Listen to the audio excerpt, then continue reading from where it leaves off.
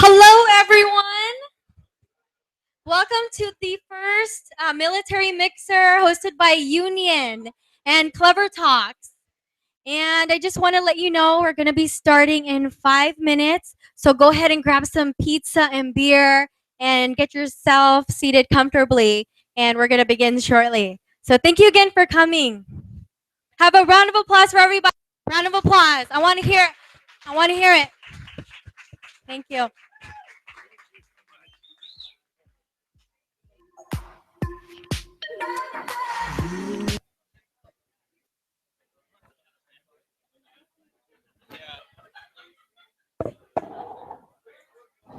Lift my heart up when the rest of me is down. You enchant me even when you're not around. If there are boundaries, I will try to knock them down. I'm latching on, babe. Now I know what I have found.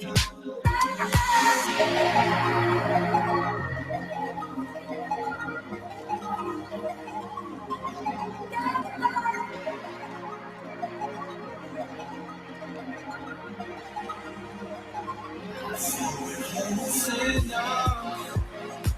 I wanna lock in your love. Close enough. Lock in your love. I got you in my space. I want it go again. Got you shackled in my embrace. I'm latching on you.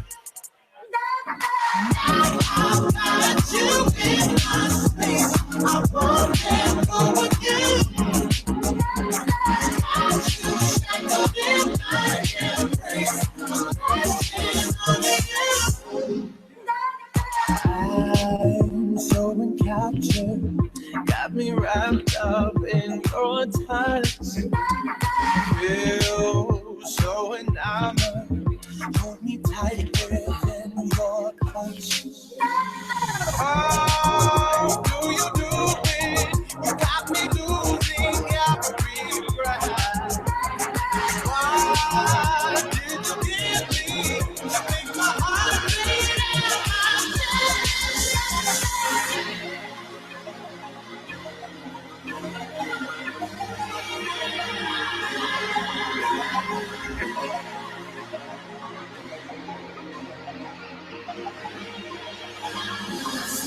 Listen up. I wanna lock in your love. I think we're close enough. Could I lock in your love, baby? I feel we're close enough.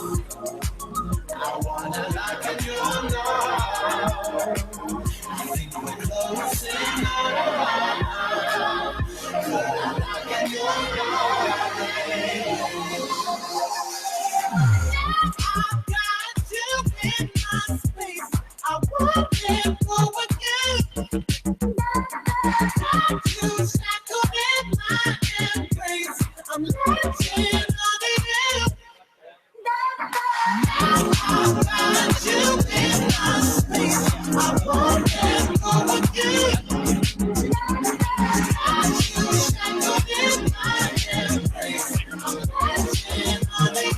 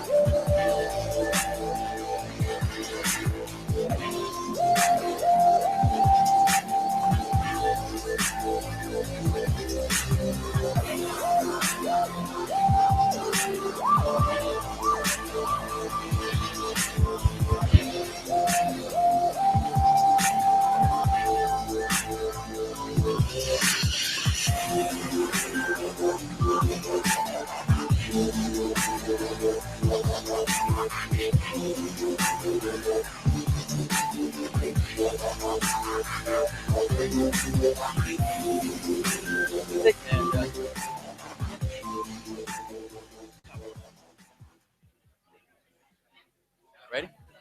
Mic check.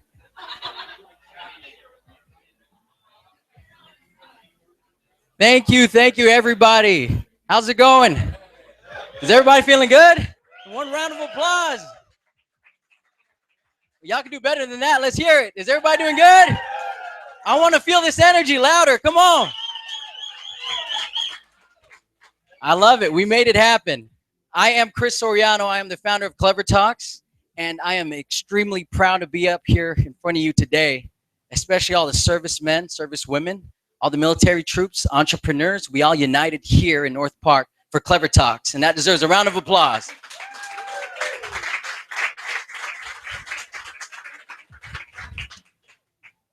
The purpose of this military mixer, which turned out really good, I'm looking at all the people out here, was because Union Co-work, they hosted this because they wanted to get behind all the entrepreneurial spirited military troops to inspire them and give them the right tools to connect and build their networks. So let's give Union a round of applause for hosting this venue for us today. Union Co-work provided us with the right pizza, the right drinks, and I see everybody smiling and full, which is good. But most importantly, Union, the founder, Jamie, who I'm going to introduce in a bit, I told him about my mission to inspire military troops. And I myself am not a military troop. I'm a civilian. And my father served in the Navy for 20 years. He was somewhere in the audience. Oh, I see him over there. Okay, thank you. And I would always see him come home, and I always would wonder, how can I give back to my country? And so this being here today is how I'm giving back. And circling back to Jamie, the founder, I said, you know, there's a lot of military troops who have a lot of creative ideas. There's a lot of military troops who want to do more. And so I said, can you give some sort of mentorship for these troops? I know here at Union, you guys have the most talented graphic designers, website creators, everything. And so he said, you know what, Chris, I'm going to do everything in my power to give all those troops a good free space for a year, give them the right coaching, and give them the right tools.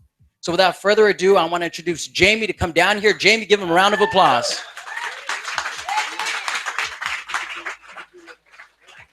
Thank you, Jamie, and share a few words about your vision to help the troops. Thanks, Chris. This is awesome. Thanks, everyone, for coming out. When Chris told me about his inspiration to support people in transition, and specifically ex-military, I was inspired to follow him and add my support to what he was telling me about this function. And it sounds like everyone's going to hear from some really successful, inspirational people tonight. And that's part of the reason I do what I do, is because I'm surrounded by people who inspire me daily. I learn something new every day. And really, the people in my space become my mentors in a way. And so what I told Chris was, as a takeaway from tonight, what I'd like to do and what we're going to kick off from tonight is a mentorship program which pairs ex-military up with current professionals. And whatever goal it is you have as an ex-military person, we will help you achieve that goal. If you want to start a business, if you want to write a resume, if you want to do your first English paper, whatever it is, we're going to meet for a year, and each of you will have a one-on-one mentor for that year. So as a call to action, I've got, Chris has got a list for everyone to put their name and their email to enlist themselves into the program. And we're really excited about this. So I'm not hoping that you sign up. If you're ex-military and you want to do something, sign up. Thanks.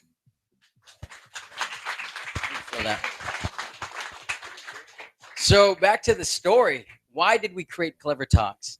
For 2 years, my team and I, Hillary, Greg, Robert, we created Clever Talks to inspire millennials, 18 to 30-year-olds in college.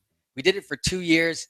And then Greg, who did 6 years in the Army, told me, you know what, Chris, these military troops would really benefit from what you're trying to teach them, to empower them, to teach them about change, technology, cyberspace, everything. And I said, wow, I've never really considered that. And he said, if you work with me, we can dedicate Clever Talks to be a nonprofit and help the military. And this year was the year that we did that. So let's give Greg a round of applause.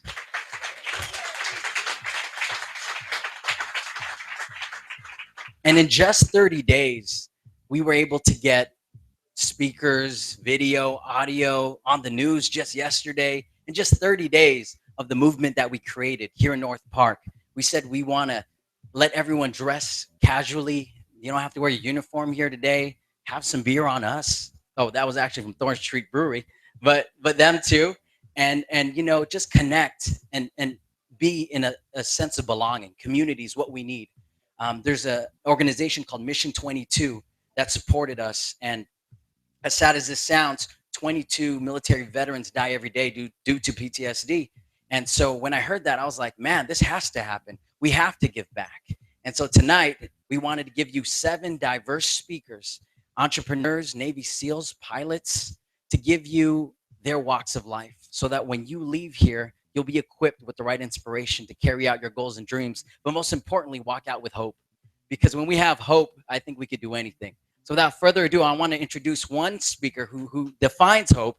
His name is David Barragan. Give him a round of applause.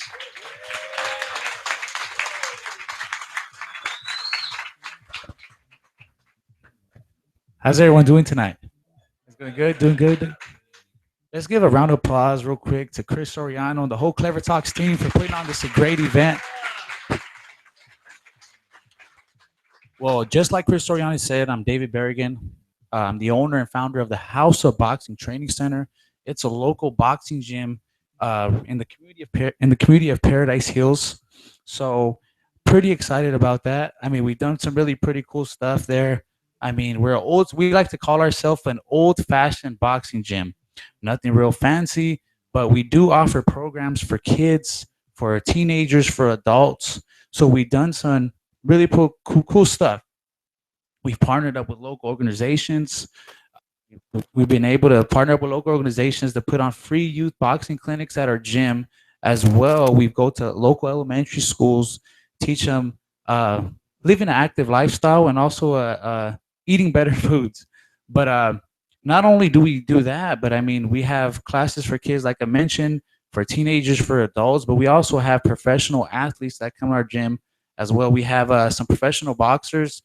We just had a professional boxer fight last night named Antonio Orozco, just won first round knockout. So he's doing some really cool stuff. We had Canelo Alvarez, which is a huge superstar, which made our business kind of boom and made it international. So we've been able to do some really cool stuff. But before I start trying to tell you what the House of Boxing is all about, what I want to do is I want to take you back to where it all started. It all started in 1990 in my backyard. My father and grandfather, they felt a need for the community in Paradise Hills in National City. So they started a backyard boxing gym to provide something for the youth. I was born in 1990, so I basically grew up around a boxing gym my whole life. That was pretty much my playground. When I went out to play, I just hit a bag or, you know, mess around with my brother. My brother was 3 years older than me, so he kind of toughened me up. But I basically grew up around the boxing gym. By the early age of 7, my father started a youth. All right. All right, cool.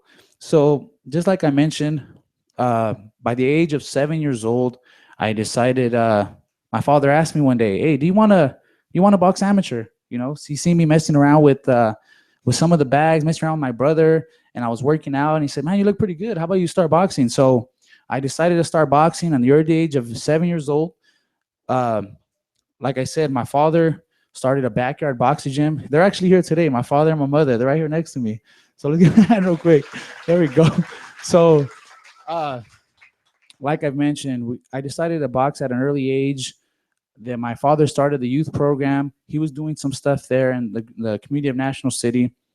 By the early age of 13, I won my first national silver glove tournament as well. And when I was 15, I was ranked number 2 in the country as an amateur at 15 years old. I got a silver medal in a junior Olympic tournament. With that silver medal, it allowed me to go to different Olympic training camps, as far as Michigan at the Olympic Training Center up there, Colorado Springs. I was able to go to the Olympic Training Center up there, get some good quality work where I can got me some experience, and hopefully where I can go to the Olympics, because that was my goal when I was younger, to go to the Olympics, to become a professional boxer, and hopefully become a world champion. So I was working towards that since the early age of 8 years old. Like I've mentioned, I got a silver medal in the Junior Olympics. The following year, I was supposed to head back to this Junior Olympic tournament, and I probably was the strongest, and I felt the most confident during that time. Now, in the regional tournament, I dominated the regional tournament. I was supposed to head back. A lot of people had me winning this national tournament, but that's where my whole story and my whole life kind of turned around. During one of my training days with my father and another fighter, we were out running in a hill up in National City, and running up the hill, whatnot. We get done.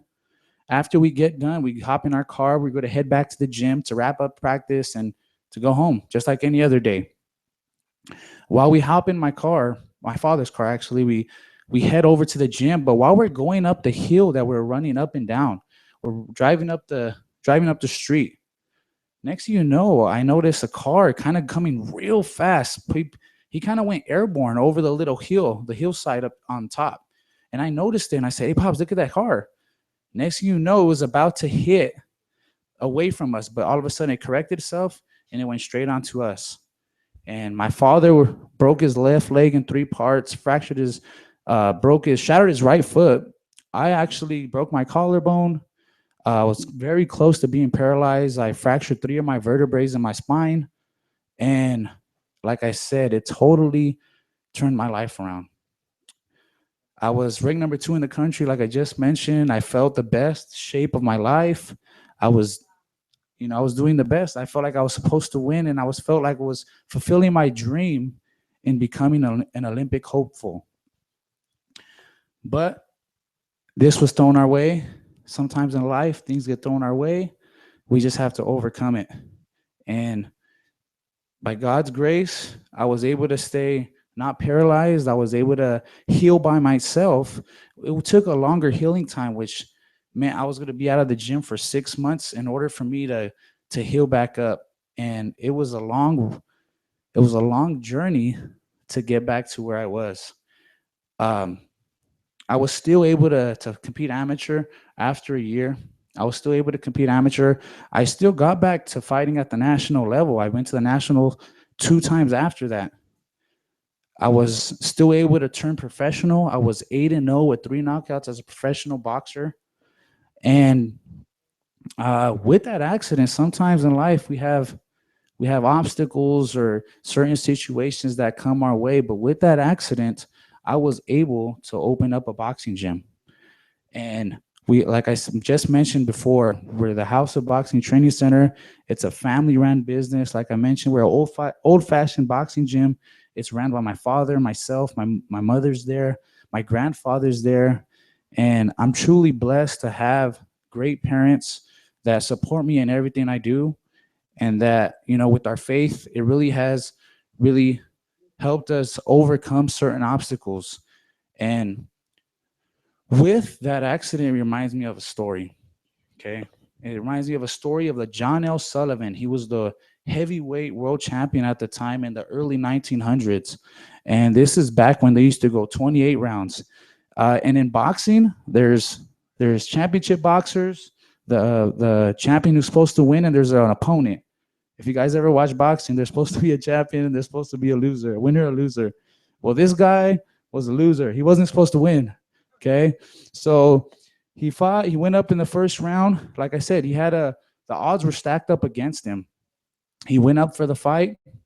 When the first round, he goes out and fights John L. Sullivan. And the first uppercut that hits him, he can feel it from the bottom of his feet to the top of his head. That first uppercut that hit him. He goes back to the corner. The coach asks him, "How do you feel? How do you feel?" Man, like this guy hit me with a punch that literally I can feel through my whole body. So he's like, well, do you want me to, the coach asked him, do you want me to stop the fight? He says, no, let me just go one more round. Let me see what I can do just for one more round.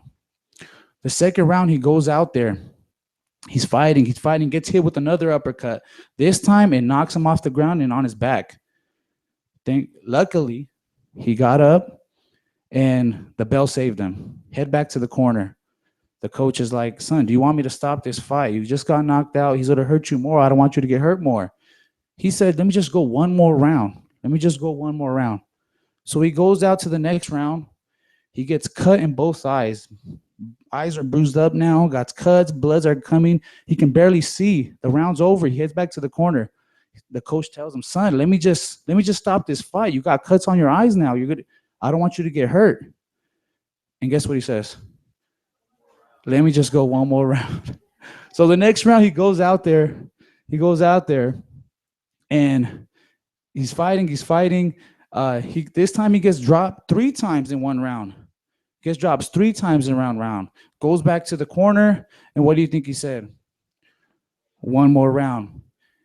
And the 20th round, he felt his eyes bleeding. He couldn't see, but he said one more round. His legs were weak. He felt tired, but he said one more round. Okay, in the 25th round, okay, the coach asked him, do you want to quit, son? You're getting hurt. Your eyes are cut. You've been knocked down. You're tired. Your legs are weak. Let's just stop the fight here. He said, no, let me just go one more round. In the 28th round, the last round, he knocks out John L. Sullivan and becomes the heavyweight champion of the world. Ladies and gentlemen, we have a John L. Sullivan in this room, out there, and it's called doubt.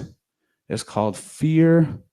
It's called haters. For those of you that have friends that don't want you to do successful things, that kind of push down your dreams, all you got to say, there's times where, with my incident, I got hit by the drunk driver. I just told myself during those lonely times when I was in bed, all my friends were out enjoying school, while I was in my bed all alone with my back. I couldn't do nothing. I just told myself, one more round. If I can just go one more round and keep striving for whatever goal that I have, I knew that I can overcome anything. As long as I had that one more round state of mind, that with whatever problems, whatever issues come my way, that I was just going to go one more round. And I've been truly blessed with, like I mentioned before, with parents that instilled in me great values and overcoming, and they stuck with me through the whole time. And I've been blessed. And I like to say that, we have a pretty successful business that has done some great things in the community of Paradise Hills that really didn't have much. I'm not sure if you guys are familiar with the area, but that block there that we're at, a lot of people are telling us, why you go to open there? Why are you going to open there? You're not going to make money. You're not going to survive. You're not going to pay the bills. But you know what? We did it. We followed God's calling on our life. We said, you know what? This is going to be the spot. And we've been able to do something cool in Paradise Hills, in the community. And like I mentioned before, just have that one more round state of mind, overcome anything, any obstacle, any bump that comes along the way, just overcome it. Just remind yourself, if I can just go one more round, and I'm positive you guys, trust me, you guys will overcome it, and you guys would become world champions in your life. All right, guys. Thank you guys so much. Thanks, Chris, again. And thank you. I want to ask you a question. You got to stay up here. I want these people to know. I used to be a journalist, so this is how we're going to do this. So, one more round. I could take that and apply to anything. How can these military troops in the audience, former military, oh, I like that. Thank you. Former military, apply that to their careers when they don't feel like getting up in the morning, or if they feel like they can't keep moving forward despite in the face of battle? You know what? It's kind of hard for me to say, man, because to be honest, I'm not in the military. But you know what? Whatever obstacle that came in my life, whatever trial or tribulation, and I'm pretty sure you guys, that happens in the military. just remember that one more round, you can overcome anything. And I'm pretty sure, my parents taught me just to put my faith in God, and everything will fall into place. Nice. I'm sure they took that. Round of applause there. And one last question, I want to go back to you when you really were at your lowest low. What was something that you told yourself to get you out of that besides one more round? Because I know that one more round's your phrase, but sometimes one phrase is not enough for all of us. Yeah. So what would you give? What was going down in your mind when you were at your lowest low? Well, I knew that during those lowest and lonely times when, like I mentioned earlier when I was talking, that God helped me through everything. I have a strong support system as far as my father and my mother. They supported me. And whatever crazy vision or crazy me and my father have, me and my father, we do some crazy stuff, man. As far as boxing, and you know, they've supported me. As long as you have that one more round state of mind, I'm positive that you guys can overcome anything. All right. Thank you, David Barragan. One last round of applause. Thank you for guys David. so much. Thank you. Thank you. That was our first entrepreneur, as you heard.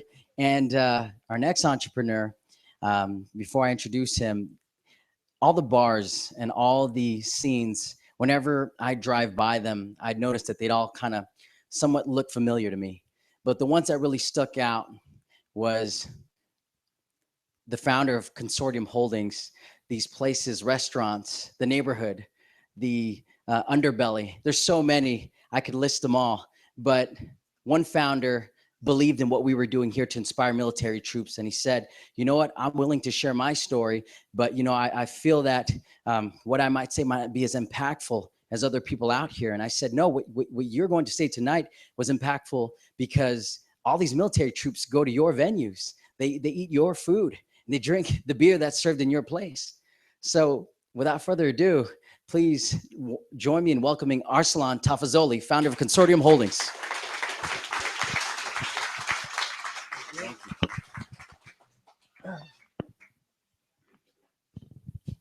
Hi, my name's Arsalun Tafazoli. I'm the founder of co-founder of a local restaurant and bar group called Consortium Holdings. We have 13 restaurants. There's 6 restaurants, 5 bars. We have an organic cold pressed juice business, a barbershop. We really pride ourselves on sort of cultivating these community institutions. For those, I don't know if you guys are in the area, we have Polite Provisions and Soda and Swan under the 30th year, Underbelly North Park. In Little Italy, we have another Underbelly, Ironside Fish and Oyster, Craft and Commerce, Noble Experiment, Neighborhood, El Dorado, just a pretty, if you guys any would know them, I mean, while we think their core values are the same, they have very different personalities and very different kind of places. But when we kind of, at its inception, our first place was Neighborhood. And for myself, I grew up middle class. I'm from San Diego. Grew up between Mira Mesa and Claremont, and I went to UCSD. And I was really just, trying to build a consistent sort of life for myself. Everyone's like, do what you're passionate about, and you get all these sound bites and all these sort of terms. And for myself, I didn't know that. I felt like if I took my education far enough, someone will give me a job to do something, I'll get a paycheck, and I can get a mortgage, and I can just, go in and live a somewhat normal, balanced life. And through college, I was kind of like, it was always about just, card, sort of focus on school. Through school, I came up and going to just the only job. I had a roommate who was a manager of a pretty a bar in Pacific Beach, and it was very much just about sort of bad product, bad entertainment, bad music, and I got a job as a bouncer. And I'm a pretty scrawny guy in Pacific Beach at the time. I'd ask for someone's ID, and they just wanted to kick my ass, and it was sort of like I shouldn't have been there. And it was. I'm not as tough as I'm not a fighter. I'm not a boxer, fortunately. And it was really awkward for me, and wide of situations. But what it did give me was an opportunity to observe and see people interact with each other. And I would stand there, and you have a tendency to, I did a, oh, here, sorry. I did a, uh, I did a, I get to stand there night after night and watch people interacting with each other and socializing with each other. And it was really interesting because you just stand there, and you see through that how people interact. And when I was kind of going through this phase and trying to just find a modicum of peace and happiness and balance and affection and sort of my life, I started going, and I would really try to because then I came across a study that Harvard had done, and it was basically taking, they did it over 4 generations, and you can take any circumstance. You take socioeconomic status, education, wealth, and the discrepancy when you take sort of rate. If you actually, if you're poverty stricken, you can't pay your rent, you will take that, and you come into a good sum of money, you're going to be your life satisfaction rate is going to go up. But the person that is comfortable and the person that is really wealthy actually there's a point of diminishing return. And the one thing that they realized was that, and it really stuck and resonated with me, was that we are happiest when we're socializing, we're connecting. All of our best moments are in terms of other people around us. There's never a solitary moment where we have this really sort of great, happy. I guess the best way to say it is we're at our happiest when we're with other people, and we're in sort of group environments and not by ourselves. And they did this, and this was a study they kind of came up with, and something that resonated with me. And as I was working this job, I kind of realized that we're a byproduct of our environment. We want to act like we have this really strong sense of individuality, and we do, but we are a product of our environment that shapes who we are and what we do. And we succumb to that. So if our environment's in a way, we're going to adapt our behavior to reflect what we're around. And I saw that night after, people would come in and they'd get cheap booze put in the face and make really bad decisions. And I would hope that within those instances, and I would see how I would do it, right? So I would act out of character. I'd wake up the next morning and say, what did I do last night? Like, that was just not me. And I would hope that, no one took that, 4-minute kind of portion of what I was doing and judged it, because it didn't define who I was and what I was doing.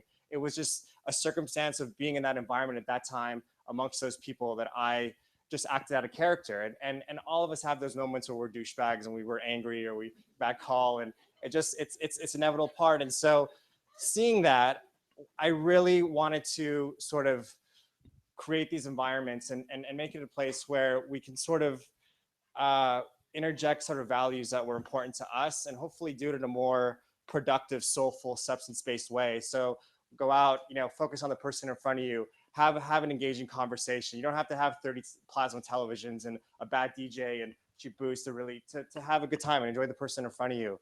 And really just having that sort of and for myself, I got myself into law school. I was accumulating a lot of debt.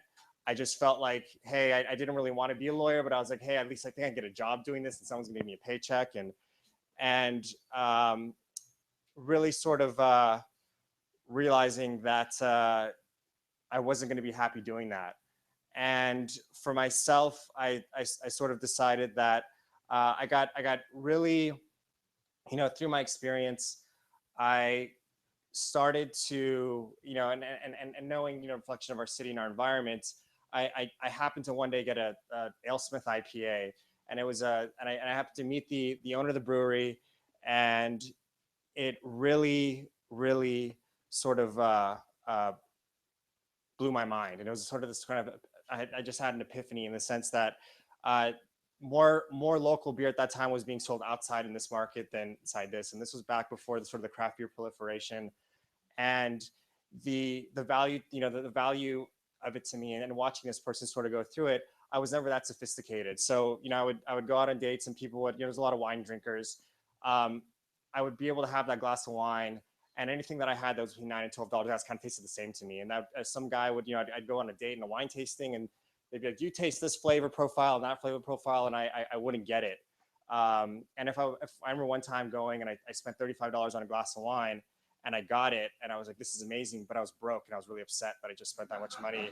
And then I was with this Grana, I had to cover the bill, and it would just cause all this anxiety. And so for me, I was like, hey, I have, you know, there's you get a Bud Light for $4, this AleSmith IPA for an extra $1, and it's the complexity is there, and it pairs so well with food, and it's so amazing, and yet no one's into this, no one's drinking this, no one's this, and how is that? And for, you know, you kind of realize that most people at that time, they felt like, you know, beer was it was sort of because of, at least I felt like, because of how that product was marketed by Anheuser-Busch and these larger companies.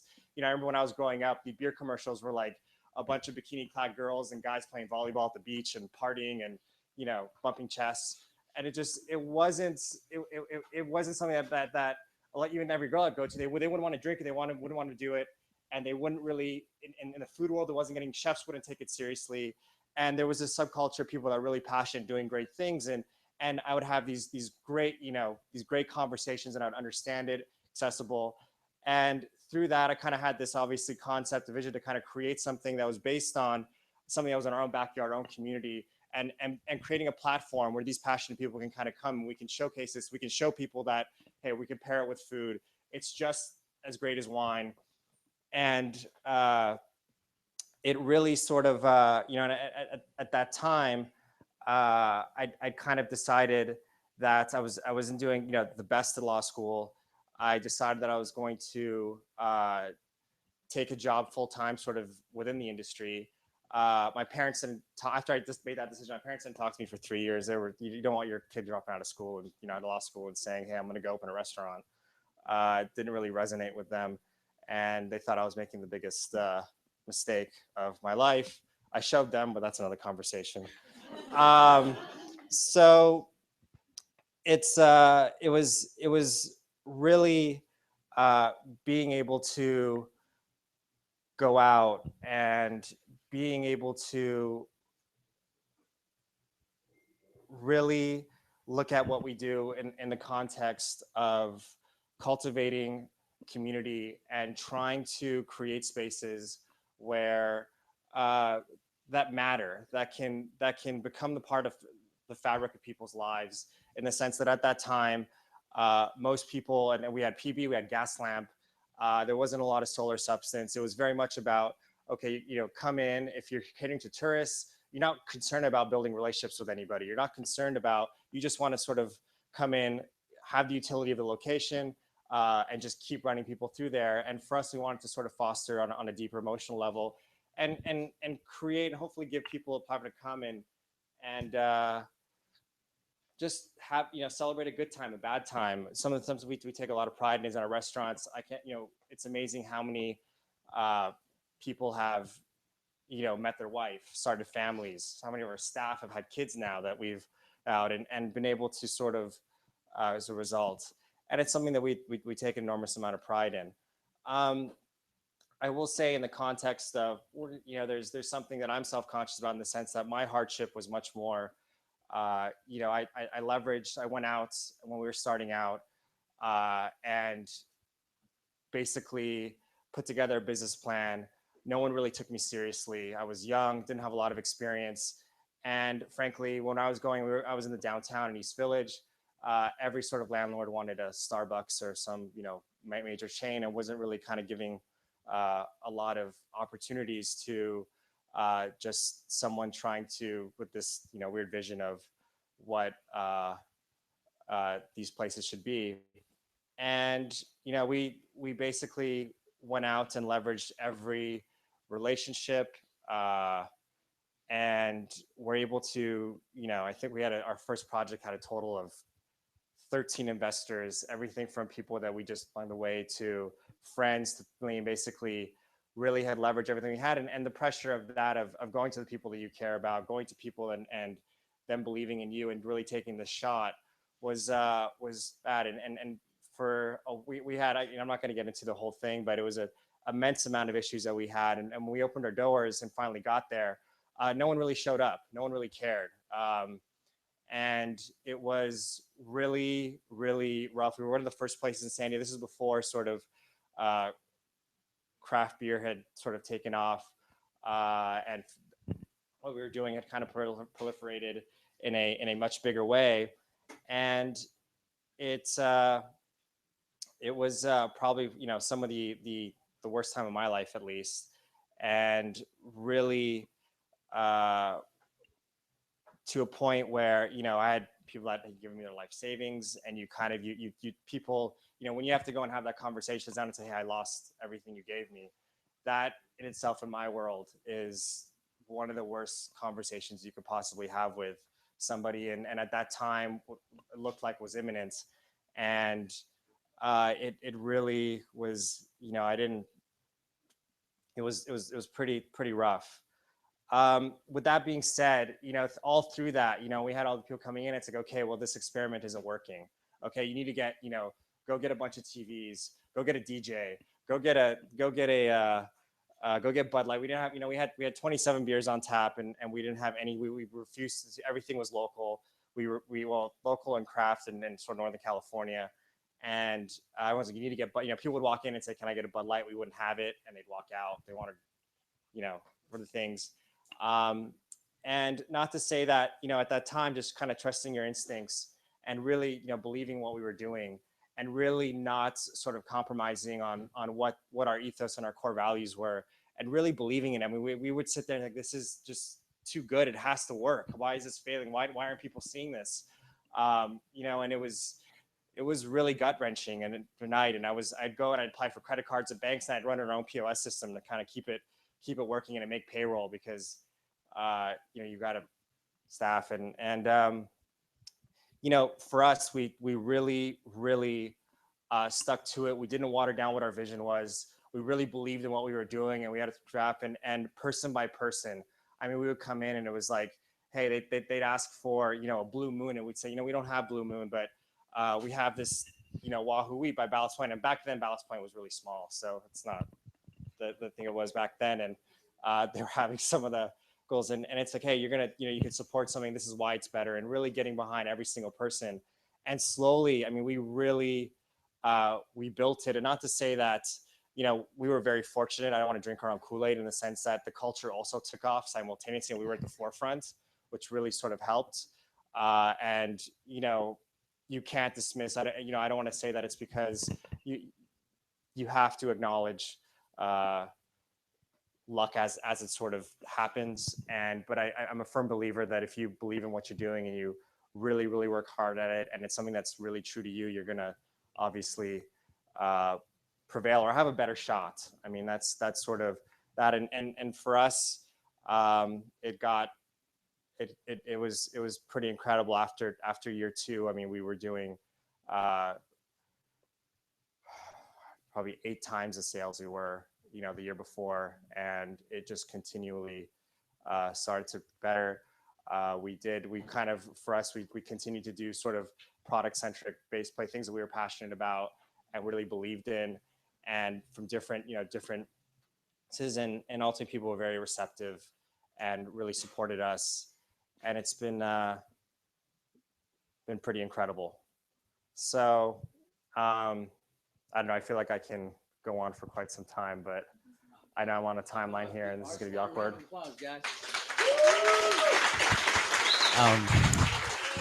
Arsalun, if you don't mind, once again, I'd like to ask you a few questions. For any military troops that want to, create their own business and are inspired by, what you've done, what would you give them as advice? First thing is I mean, I would, you hear this thing of do what you're trying, but do something that is authentic to you, that resonates with you personally. Don't look at things like, oh, this is a good market trend for me to exploit, or some sort of thing that I think I can get in on. And there's a thing. It's ultimately, if it's something that is authentic to who you are. And I'm not going to say passionate, because I remember when people would say, do what you're passionate about. I was like, I don't know what I'm passionate about. Like, it doesn't, you want to kind of put these sound bites. Also, what you surround yourself with is incredibly important. And I remember when I was amongst a certain group of friends that I had, and in a certain environment, it really, I didn't make the smartest decisions. And when I started surrounding myself with better, passionate people, it really had an impact. So seeking out people that are doing good things, and really being, unfortunately, it's people that we care, people that we grew up with. sometimes, you want to be loyal, you want to have, friends, and you want to keep it real in the context of your life. But those things can, you should be respectful of the people that sort of you grew up with, but you also need to be able to draw those walls and surround yourself with people that you think can teach and inspire and give you context and perspective, because all of us have a very, one thing that I'm very proud is there's genius all around us. Everything that you kind of see, there's always a million reasons not to do something. There's always more reasons to say no than there's to say yes. And the thing that we try to do is really, every time I go somewhere, every time I look at something, we really try to find the one genius thing about anything, whether it's a shitty movie, whether it's a thing, there is just, and identifying that is a lot easier than just tearing things down and saying why something isn't as great, or why you shouldn't do something, why you should do that. And that's something that as our group now, as we kind of go into something we try to instill in our culture, is it's easy to just, identify everything that's wrong with a situation.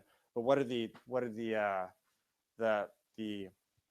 what's the genius in it? And it's everywhere, and taking advantage of what your perspective and filter is, because what you see is different than what everybody else around you is seeing, and what your life experience is unique to that. Right, and your perspective is something we all appreciate. So let's give Arsalun one more round of applause.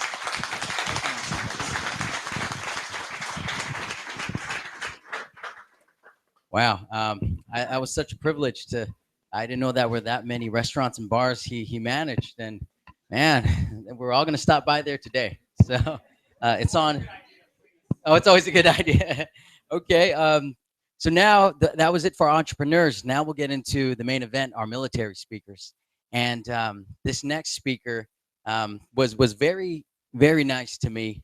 I met him at a military networking event, and I remember him approaching me, and I'm like, oh man, he's gonna think I'm in the military. I'm not. My hair is all long, and then he approaches me and he goes, hey, what are you doing here? And I'm like, I'm here to inspire the military. And he gives me a hug and goes, oh, that's awesome. I'm in the military. I'm in the Marine Corps. I was like, cool. I'm shaking hands with the Marine Corps commanding officer. This is awesome. And then after that, I said, hey, I'm doing a conference. This is going to be the first one, and it's called Breakingpoint. Do you have any breaking points? And he was like, I've got a couple of breaking points. I'd love to share and help you out and create your vision, make it a reality. So to the first military guy who wanted to speak here and support Clever Talk's vision, please give a round of applause for Brian Grana.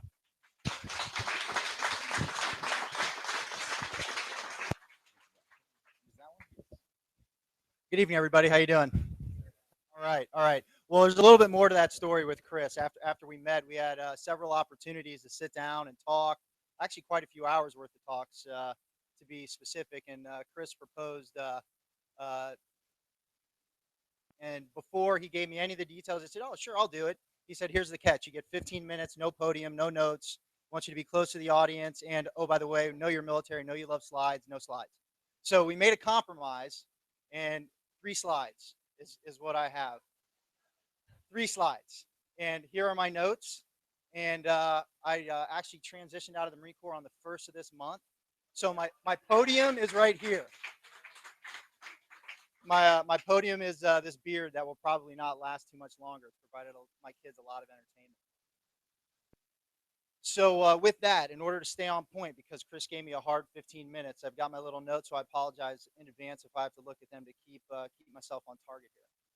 But I'll tell you, on that note, when he gave me the hard 15 minutes, I thought of Mark Twain's quote, which is, I'm sorry I wrote you a long letter. I did not have time to write you a short one.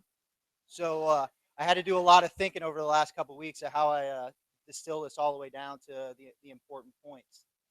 But I really believe what Chris and the folks here at Clever Talks are trying to approach and to achieve is very righteous. And with that, if you could pull my first slide up, please. All right. So the meaning of life is to find your gift. The purpose of life is to give it away. Pablo Picasso. And I recently came across this quote, and it actually put a lot of things in perspective for me. And we will revisit this quote here at the end. If you could push to the next slide. Nope, pop it back up, please. All right, we'll just leave it there. I will leave it there. That's just as well. So everybody talks about goal setting, and at times it can sound a bit cliche. And even when I bring it up at times, kind of roll your eyes and you're like, goal setting, oh, here we go again. Well, I will tell you, for somebody like me, over the last 3 years, uh, there's very one clear, distinct goal, and it's called content. And content has 3 meanings in the dictionary, and the one I'm most fond of is the adjective description of content, and it's a state of peaceful happiness. And that's going to be juxtaposed against another saying that I'm apt to tell my boys almost on a daily basis. I have 2 boys, one 13 and one 15. To do that, you have to fight yourself every day to win in life. And I'll break those down into 2 compartments. The fight part is fight morally and ethically, enthusiastically, with a lot of effort, a lot of character, and personal responsibility. And that right there is a whole talk in and of itself. The second half is more important, and it's the win part. And where I break that down is really into 4 things: winning in life and finding your life's wealth. Uh, four key points. And I have one large story, which will be broken down into 4 sections that'll describe the 4 pieces, which is lifelong learning, helping others, meaningful relationships, meaningful experiences and quality relationships. So a little bit about me. From August 1st of 2012 until approximately November 15, I was in that state of content, that state of peaceful happiness, if you will. I had literally everything that I could want. I had just been selected for command, which for a Marine Corps officer, really any officer in the armed services, is absolutely the pinnacle for somebody of that rank, lieutenant colonels. And just as a general frame of reference, how many military, former military in here by show of hands? Okay, so those of you who've been around that, you get it, you know it. My wife was working on her doctorate degree through University of Southern California, chasing her lifelong dream of educational leadership. And I had 2 young boys at the time who were absolutely just forces of nature. And they were everything that I could ask for in 2 children. Life was great. And oh, by the way, we were living in Hawaii at the time. So nobody felt bad for us, right? Well, for that period, I literally find myself driving to and from work, often daydreaming at work, thinking, gosh, it cannot get any better than this. Honestly, I'm exactly where I want. I don't want for anything. I'm happy. I'm content. 15 November, I had the pleasure of speaking at a retirement ceremony for a friend of mine by the name of Master Sergeant Paul Harvey. Yeah, Paul Harvey, that was his name.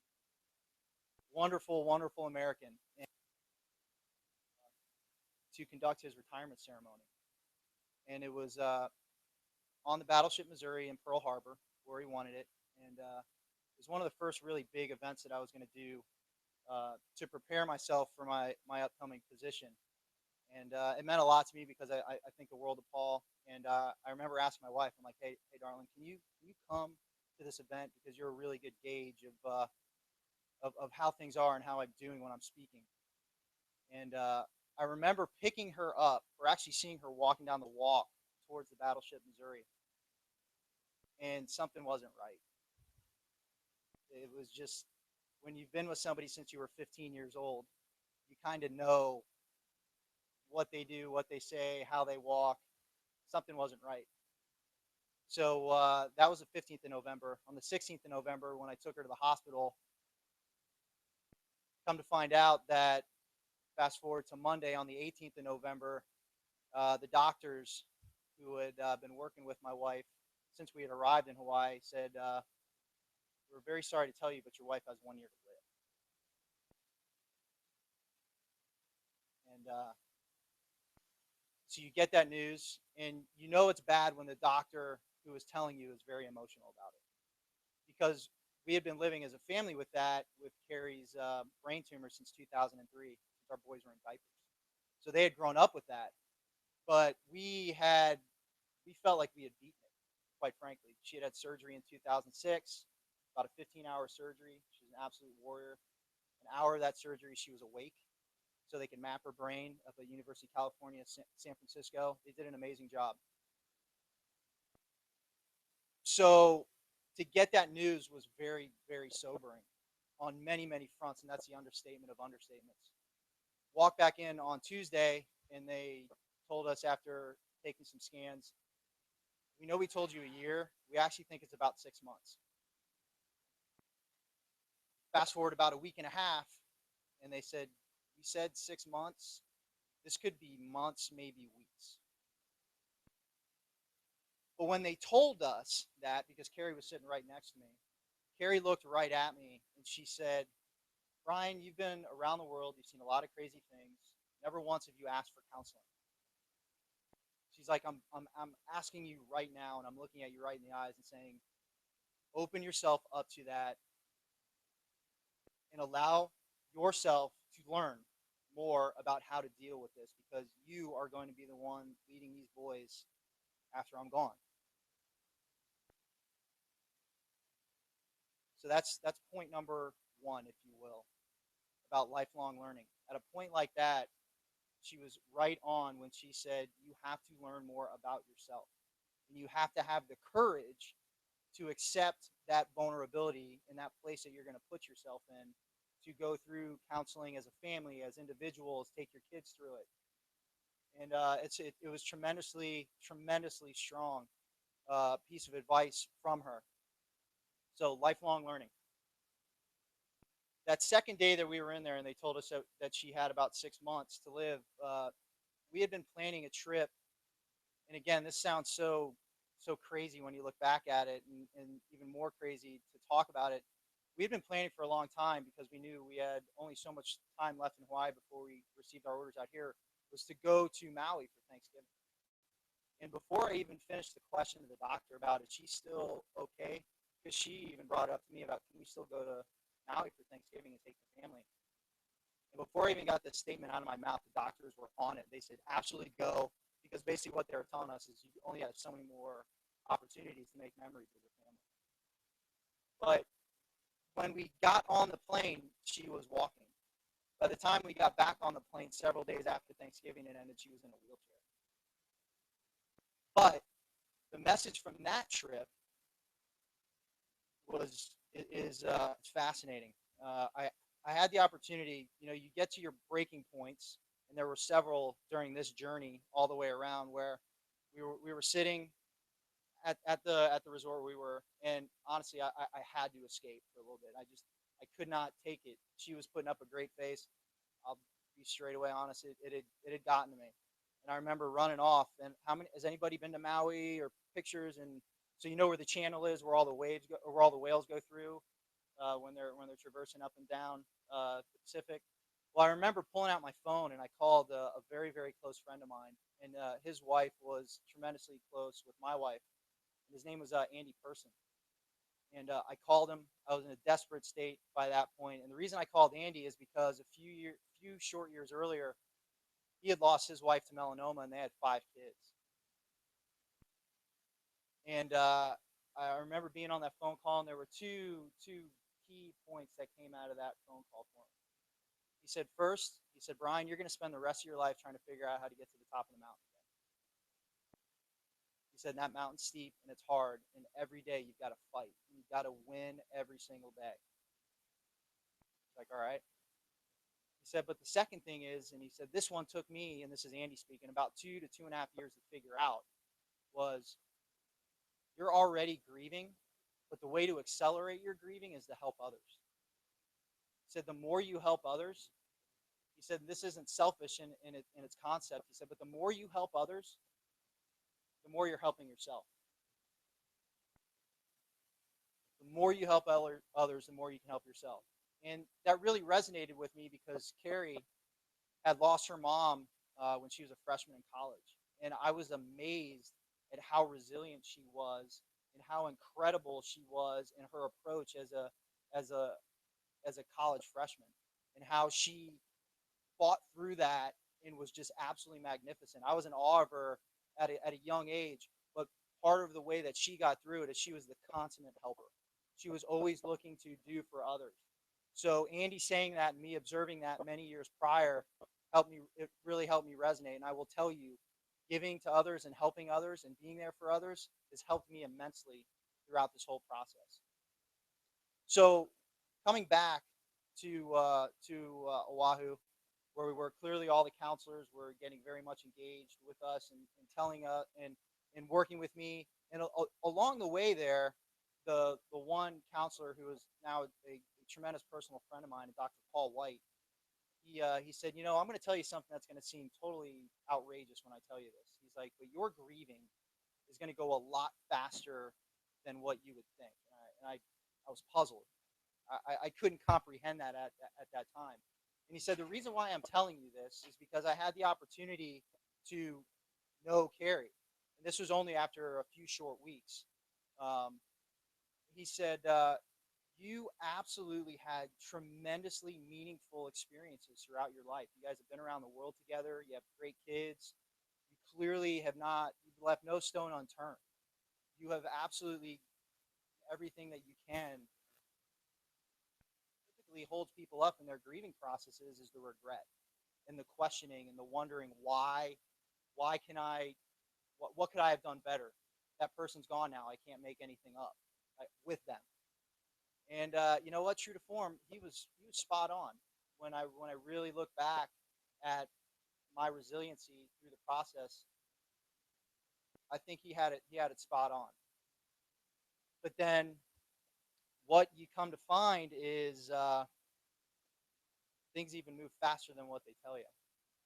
So on day 28, December 13th to be exact, my two boys come in, kiss mom goodbye because they were going off to school. They still had to go to school. We wanted to keep as much normalcy and routine as possible. And shortly after the boys left, Carrie had what I would term a significant brain event, where the full gambit. We got her to the hospital, and by the end of that day, the doctors had to sit us down and say, listen, she is brain dead. What are you going to do? And I remember sitting at the foot of her bed, or standing at the foot of her bed with a close mentor of mine, Colonel Javier Nerf Ball, and aviator, super cool, tremendous mentor, somebody who literally would call me at 2 a.m. to check up on me. And the reason is he had lost his son several years prior. And we were standing at the foot of the bed, and he looked at me and he said, there is nothing harder that you will do in your life than what you're about to do right now. Because he had to do the same thing for his son. 5 days later, after her body had no more fight left in her, she passed away. So from flash to bang, as we say in the military, 33 days. But on that 28th day, which was the 13th, about 2 days later, I remember looking outside the hospital window out to Honolulu, out to Diamond Head. And it's just one of the craziest thoughts is I was looking out there and I was thinking, you know, there's thousands of people who are living their life stream right now out in Honolulu. Think about the amount of money people have saved throughout their life to get there and make the trip and go do all the great things. And looking at Diamond Head, absolutely majestic. And I remember thinking, they are all in heaven and I am absolutely in hell right now. But then, right at that same moment, a thought came into my head because we were at the height of everything going on in Iraq and Afghanistan. And I remember through all of my training, one of the things that we learned with all the returning vets who were injured is that you can never separate the soldier, sailor, airman, or Marine from their team, because that is the biggest part of their recovery, is being with their team. And right at that time, I turned around and in the hospital, in that room, there was a mirror, and I found myself looking at myself. And I thought, okay, I can't separate myself from my team. I have so many quality relationships. That is my team. They're the ones who are going to help me get through this. And it might seem a little cliche, but that's absolutely the truth. All those quality relationships, when I was in those deep, dark places, which I'm sure many of you in points in your lives have been there, I had a lot of hands down there pulling me back up. And I think it all stems from the fact that I made myself open. I left myself open. I kept with Carrie's spirit of, you know, you got to have the courage to do this. So if you could pull to the next slide, please. There you go. So back to the meaning of life is to find your gift. The purpose of life is to give it away. And the juxtaposition of being on the mountain of content versus fighting yourself every day to win? Well, I will tell you, there's really only two things associated with this talk that truly, truly will tug at my heartstrings and get me emotional right now. It's thinking about those two boys growing up without their mom. An absolutely magnificent, magnificent woman. But the second thing, and this is the part where I'm going to tie this all together, is Carrie was a lifelong educator. And every time I thought about the literally thousands of people she could touch that was going to be lost by her passing, that really, really set me back a bit. Until recently, when somebody like Chris walks up and says, "Hey, can you talk about a breaking point?" I said, "You know what? By God, I think I can talk about a breaking point." So my gift to all of you, and all the lessons she taught me. Thank you.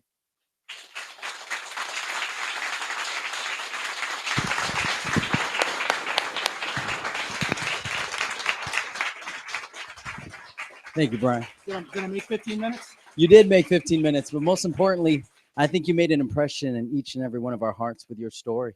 And the purpose was to share a breaking point like you did, but it's how you overcame it. And I think we all took a piece of that tonight. So one last round of applause for Brian. I'm gonna have to ask you one more question. Yes. For all the military troops here again, what advice would you give them? Because you're transitioning yourself, so Yes. this is applicable to you. Hence the facial hair. Yeah, I could tell, right? So as you're transitioning out, and since this is so fresh, like probably 14 days, 2 weeks since you retired, what are the immediate action items you would give them for anybody who's probably transitioning out right now? Do not wait. You can never start too early to begin your transition. There are so many fascinating, amazing people running microbreweries and running boxing academies. And there are so many fascinating people out there that it's truly incumbent upon you as the transitioning veteran to pick yourself up by your bootstraps and go find out what it's all about. And realize that once you get past the point of thank you for your service, you have to be able to offer them something to be able to get hired. It's just not on the non-military community to take care of you. You first and foremost have to take care of yourself and make yourself ready for the real world. Because now I'm growing up and I feel like I'm a 15-year-old who just got hair on his face, and now I've got to grow up. So that's the best piece of advice I can give. Thank you. One more round of applause. Appreciate it. Thank you so much. Wow. Is everybody still feeling all right? Everybody feeling good? I want to open it up to the audience. We have 3 more speakers, and we're about to get into the Navy SEAL territory. So I just like to get a response from someone on how they're feeling about everything. And any military troops in the audience, raise your hand. I want to ask you guys a question. Anybody? We got one over there. I know he looks shy, but do you mind coming up here? You look like you're like 6'5". You're going to make me look shorter, but it's all good. Let's give him a round of applause for his courage to come up. Great. And if you don't mind walking up here, tell us what your name and which branch of service you support. My name is Zachary Hall, and I'm a former Sergeant in Marines. Wow. Give him a round of applause for that. And after hearing all the talks today, what has impacted you felt? Just the continual message that getting out of the military and transitioning back into the civilian world is not an easy task. And, you just need to continue to try to adapt and overcome. Every day is a struggle, but all you can do is move forward. Thank you. And is there any lessons that you've been able to apply now that you've heard it, perhaps from any of the entrepreneurs? Find what you're passionate about, seek that out, and go forward with it. That's all you can do. Thank you. Give him a round of applause. Thank you so much. Appreciate it. Thank you. And now our next speaker, former Navy SEAL. I tell you, when I shook his hand for the first time, and I looked him in the eye, man, he rolled up a newspaper and he told me this could be a weapon. And I said, oh man, I'm not going to mess with you. All right. I'd love for you to share your story and show us what life was like with all the time you spent as a Navy SEAL. Please give a round of applause to Dave Maynard. All right. Thank you for putting up with me. course, I will screw this up totally, and it's his fault. So yeah, I'm a Vietnam veteran. I go way back when we were still using black powder, all that kind of stuff. Bayonets, we didn't have all the cool stuff. But no, I actually, I was trained to go to Vietnam in the 70s. And I was actually the last SEAL platoon to train to go to Vietnam. And they stopped sending SEALs on my platoon. So you spend 2 years preparing to go to war, and they say, no, so you can't do it. So it did have an effect on me. That's why I'm still mentally ill today. But it's like, when you want to become a Navy SEAL, that's what you want to do. It's like if you want to be a pro football player, that's what you want to be. Then that's why you're born to be what you are. Especially military. Military people are born to be what they are supposed to be because they're volunteer. Back in the 70s, they drafted us, right? And it's a culture shock, because you get off in high school, you get out of there and you run into that 6'5" monster that just came up and talked to you, and he's drill sergeant ripping you and telling you all kinds of things about your mother you ever didn't know. Do push-ups. You can't even do 20. I can't even count that high. Geez, what are you talking 20? And you have this super just culture shock. And so when you go through boot camp, it doesn't matter whether it's Navy, Air Force, Army, Marine Corps. They're all designed to do one thing: break you down, tear you down, make you into a worm, right? And give you that thing called discipline. Holy mackerel. And you have to understand if this thing is directed toward the military guy, you have to understand what the military actually did for you. It tore you down and gave you discipline. And once you understood that, it puts you into a group. Once you finish boot camp, now you learn to become a team. So it didn't really matter what you went into, you had to learn to work as a team. But you had that military discipline, okay? And for the SEALs, it's a little bit insane. It's a little, 6 months of pure hell. I always crack up about the waterboarding thing. It's torture, waterboarding. You know what? Go through Hell Week. Try that. I'll take waterboarding over any of that any day. And when you go through Hell Week, they get you all wet and sandy, and they make you run in and out of the water at 3 o'clock in the morning. Now, smart people don't join the SEALs. Okay. Dumb people do that, okay? Because you got to be really dumb to want to go and do that and actually not quit, okay? And they quit by the truckload, believe me. But you go through that, and it's the shock and the military mindset of pushing you through something to a place where you never would dream that you would go. And so you have to understand, when you were in the military, they gave you a lot of great tools so that when you get out of the military, use those tools. Be confident in yourself. Don't just be second. Like when I got out of the military in the 70s, you got to realize in the 70s, I was a baby killer. If you're in the military, older people know this. You younger people don't know about that, but I was a baby killer. So I was treated like crap when I was in the military. And my heart used to go out for these Marines and these guys just come back from Vietnam and they're all shot up, blown up, and everything. Hey, you're a baby killer. And I remember that very shockingly. Okay, so it was a shock for me. In 1999, when the first Gulf War, I was recalled to active duty. So I went back to SEAL Team 1, where I really started with. And, I remember walking down the street and I was, military uniform on and everything. People are walking and go, thank you for your service. It was so great. I'm like, whoa. I was shocked. But it was, wow, what a great feeling that was. What a great change. And even today, people come up and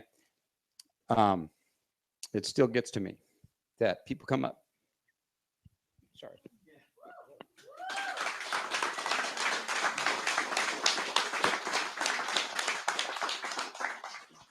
Sorry, did not expect that. No more emotions. Okay. But people respect what you do. And they know what you put on the line because you do put it on the line. And I've been there, done that. I've been shot, fragged, missiles, mortars, you name it. It's come at us. And you do it because you love the people of this country, And military, you got to realize that's your strength. So when you get into the civilian population and you start to try to become something. So when I first got out of the military, my first job was working in a ship repair company, and I was sweeping floors. I literally was sweeping floors because I was going to college, playing football, and I needed a job that I could take in the evening, work in the evening. And so what they do is they just, they knew me and, hey, well, you're a SEAL. Yeah, you're a cool guy. I'll go sweep this floor, clean that up, clean up. I'd have this list. So I'd just do everything on the list. Go back, and they kept going, this guy's badass. So they just kept adding more stuff to the list. And then, next thing you know, they brought in this giant pump, just pulled it off the bilges of a ship, and it had rust all over it. And this big bolts on it, this big around. And they told me, clean this thing up. And they left all these things on the tools. And they left these things. They're called slugging wrenches. And they're this big around because the bolts are that big around. You have to put it on there. And you take literally a sledgehammer that's this long and hit these bolts as hard as you can. And you hit them as hard as you can, and they don't do nothing. So then you have to take a torch and heat up the bolt and then hit it. And so but my job, I was going to clean that thing up. That thing was going to sparkle. I didn't care if it took till 4 o'clock in the morning. I've been through hell week. This is nothing, So I cleaned this thing up, and they come back in. This thing is shining. I put it they have an acid bath. They put the metal in there, and they have sandblasters. I clean this thing up, man. It's all laid out perfect. They come and I go, dang, wow, badass, dude.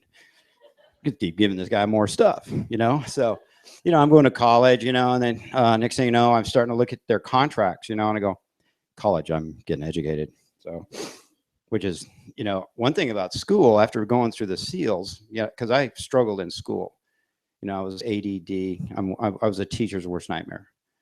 Most SEALs are. We're not really, most SEALs, they're usually the bastard child in the class, right? And so, but because we are so ADD. Now, in my opinion, ADD is a misdiagnosis. I think ADD people are gifted. I think it's absolutely incorrect. I think you need to challenge that person. So, but that's what you do when you go through BUDS. That's what it is. They challenge you. They make you run all over the place. Then they sit you down after you're all tired and everything. Now I can listen. Oh, wow. Yeah. That sounds cool. Yeah. And what am I learning? I'm learning about blowing things up. I'm really interested in this. Yeah, it's cool. This is awesome stuff. I can listen to that. And, so when I went to college was like a breeze to me. I mean, school was nothing after that because I could sit down and actually listen. Because I was motivated and I knew what I wanted to do. So I'm going to college, working my way up, and I used that military drive. Nobody could beat me at anything. So when I started playing football, first day of football, they're making us do these 100-yard strides, trying to see who's fast, who ain't. You got to do 10 100-yard stride. Navy SEAL boy beats everybody the first one, second, third, fourth. Then I can hear all these guys, oh, he'll wear out. He'll wear out. Wear out. You have no idea. So get on the 10th one, they all figure, oh, now we're going to put out. Didn't work. Friggin' smoked them, because I was driven to be and God also gives me the gifts to physically do things. But when you go through BUDS, it elevates any athletic ability you have. It's going to be totally elevated. Your strength, your discipline, your conditioning, your heart. I remember breaking my arm in BUDS, fell off a cargo net, fell 30 feet, broke my arms. And so now I'm in the hospital, and the nurse comes up and she puts a stethoscope on my heart to listen to my heart. And she, boom, boom, boom, whoa, jumped back. She goes, dude, whoa. She starts calling these nurses. You got to listen to this guy's heart. This thing is going boom, boom, boom, boom. I'm like, yeah, wow, that's cool. I guess Hell Week's good for something, But, what I found is I applied myself, use that military background to go, these kids, like when I played college football, none of these kids had been through Hell Week. I mean, they were like kids. You talk to this guy 6'5". I had offensive linemen that are like 6'5", 290 pounds. I say, hey, dude. And they were scared to death of me. Scared to death of me because they knew I was a Navy SEAL. And they thought that I would, kick their ass, which would not happen. They'd have to go, ugh. you know. But I saved these guys in all kinds of barroom fights and stuff like that. So they, you know, they had tremendous respect for me. So I realized that, you know, the maturity level that I had over these other guys was super. So you use those skills and those talents to help you as you go through anything. If you're in the military and you're trying to get out and you want to go do something, don't worry about failing. Failing is not the issue, because I've had my life go like this and it will go like this. You don't learn much up here. Where do you learn the most? You learn down there. And that's what gives you depth. That, you know, I've lost everything more than I can even say. I've been homeless twice. I've lived in a van, you know. Then the second time I didn't even get a van. I didn't have nothing, you know. And you know, then I worked in the CIA. I was making 200 grand a year. 2011, got spinal meningitis. Boom, lost everything. Back to square one. Had got nothing. I had no support, nothing. I literally had to dig myself out of the hole. I was sick for a long time, 6-7 months before I could finally do normal stuff. So I had to dig myself out of that hole. And then we started the Warfighter Academy. And with the Warfighter Academy, what do? First thing we do is we go, here's the safety lecture. Here's your goggles. Here's your gun. We don't teach you nothing. We don't teach you nothing at first. We take you and go, you two get over there, and you two get over there, and there's all these barricades in between. You go, ready, go. And they go after each other, and they attack. And we know that they're going to screw everything up, and that we tell them their first day, your job today is to screw everything up. So y'all be A students today, and their job is to screw everything. All we do is videotape it, and that's the way life is. It's about learning from your mistakes. So people in the military have to realize you've been given a big gift that you have.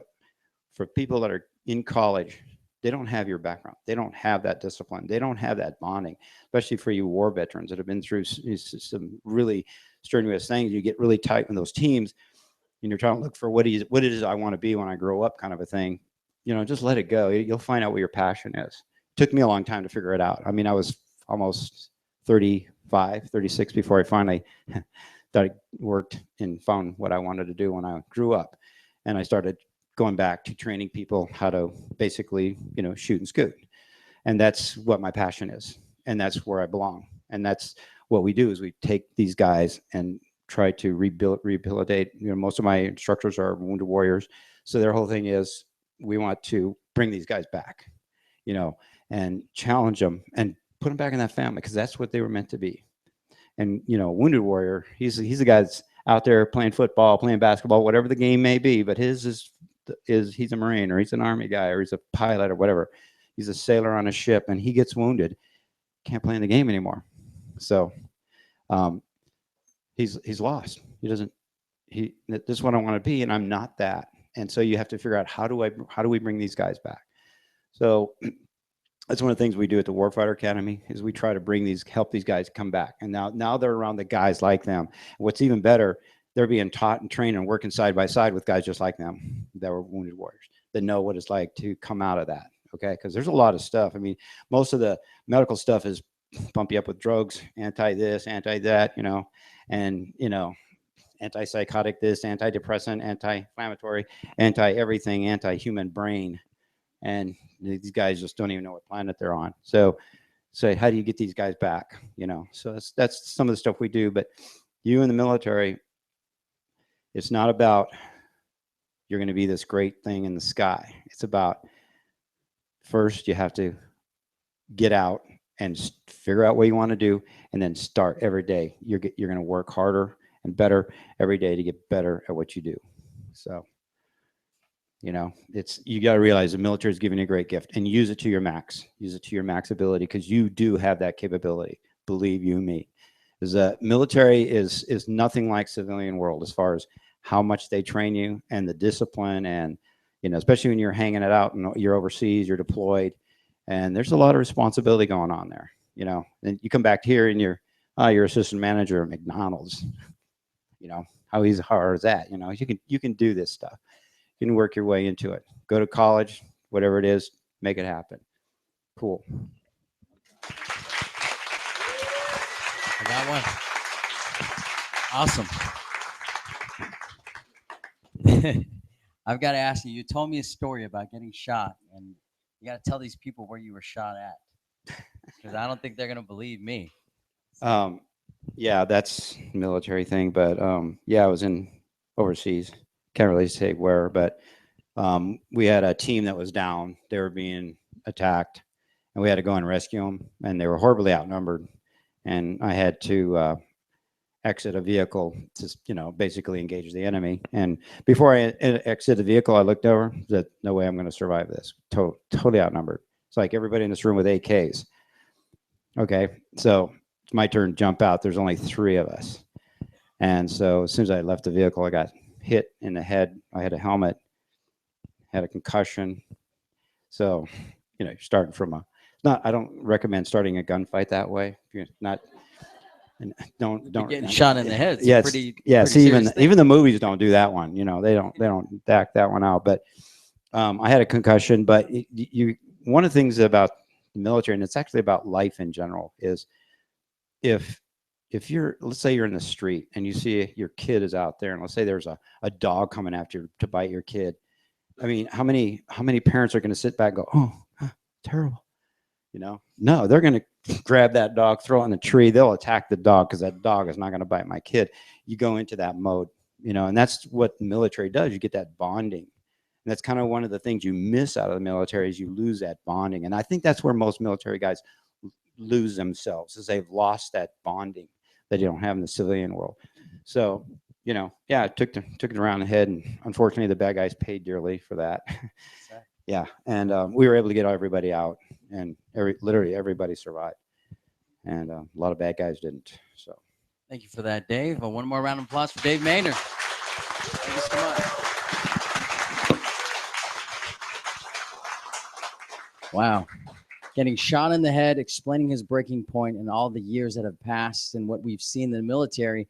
There's a lot happening here tonight, and I knew that this event wouldn't be complete unless we had an empowering female with a great vision. And that's where I'd like to introduce our next speaker. I remember talking to her and saying, what could we talk about with your vision? How could we inspire troops with your story? And by the way, this is being live streamed to 6 or 7 nonprofits. So give or take about probably 5,000 to 10,000 military troops are watching this right now who aren't with us. So yeah, thank you. Round of applause for that. So there's a camera up there recording it all. Ryan's right there making sure it's all working good. Ryan, thank you so much, man. But why I say that everyone's watching is because I know how important vision is in the air as well as it is in the ground. Vision to chase your goals, vision to chase your dreams. And no one could explain this better tonight than Miss Alisa Johnson. Thank you.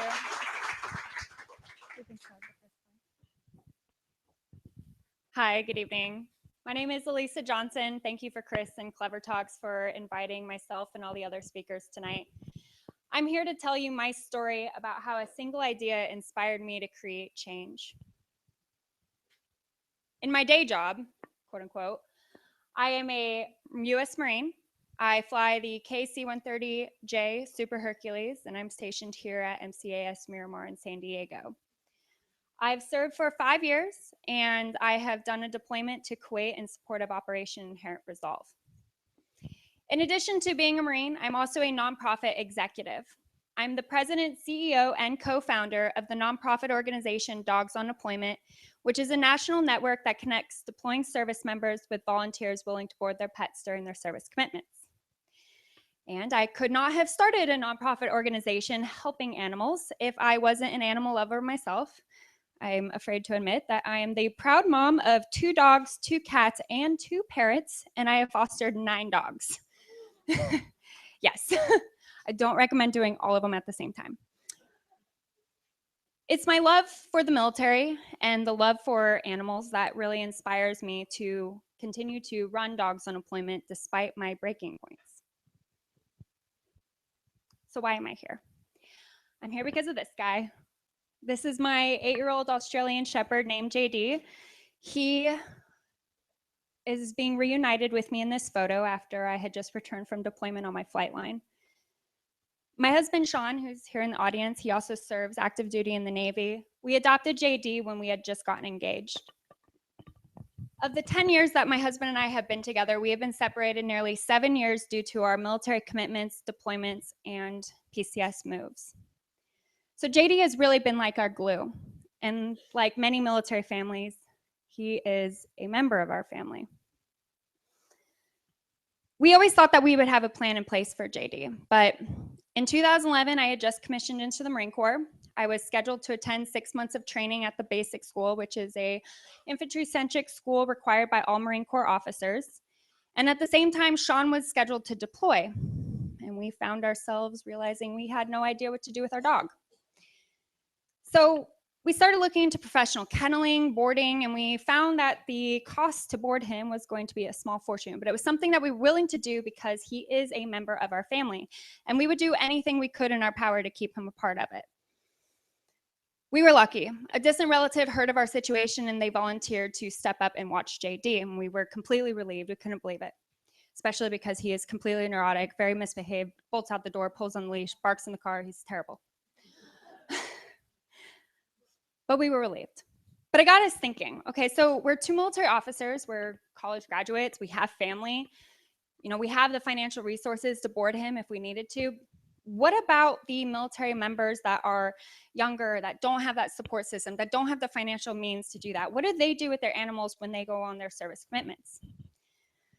So we packed my baby blue convertible. We moved my dog, myself, everything I needed for 6 months, and my husband and my car, and we drove across country from San Diego to Virginia. And we started thinking about this problem. We started researching it. And on that drive, I actually called several animal shelters in military communities, and I asked them, is this a problem? What I found was absolutely shocking. There were several animal rescues that admitted to not adopting to military families because the fear of relinquishment of the animal was so high. I even found myself to be a victim of this discrimination. I tried to adopt a dog several years later after JD, and the first adoption agency I contacted told me that I was not fit to be a dog owner. Like, okay, so I can be a pilot, I can be a Marine, I can serve the country, I can protect your freedoms, but I'm not responsible or mature enough to own an animal. I don't know, maybe that's just me, but I feel like that's the wrong message that we should be sending our military families, especially when so many military members rely on their companion animals to provide them support during their very chaotic lifestyles. So on that drive, we built the framework for dogs on deployment. We determined that we needed to do something about this problem. We saw a need in the community, and we knew that we had the resources, the ability to be able to create change. So we founded Dogs on Deployment, and since 2011, so 5 years we've been incorporated, we have helped over 860 military members find temporary care for their pets during their service commitments. In addition, we have provided nearly $200,000 in financial aid to help with military pet owners during their financial emergencies. But this whole process was not easy by any means. I have no idea what I'm doing. I really don't. I was 23 when I started Dogs on Deployment. I'm 28 now. I was a OK student. I studied industrial systems engineering. I joined the Marine Corps because, hoorah, why not? I prefer my high heels, but I also look good in combat boots. And I became a pilot. Nowhere in there do I have any nonprofit experience. I have no business experience. I have no marketing experience. I have no social media, public relations, branding, graphics arts, web development. I have no idea what I'm doing.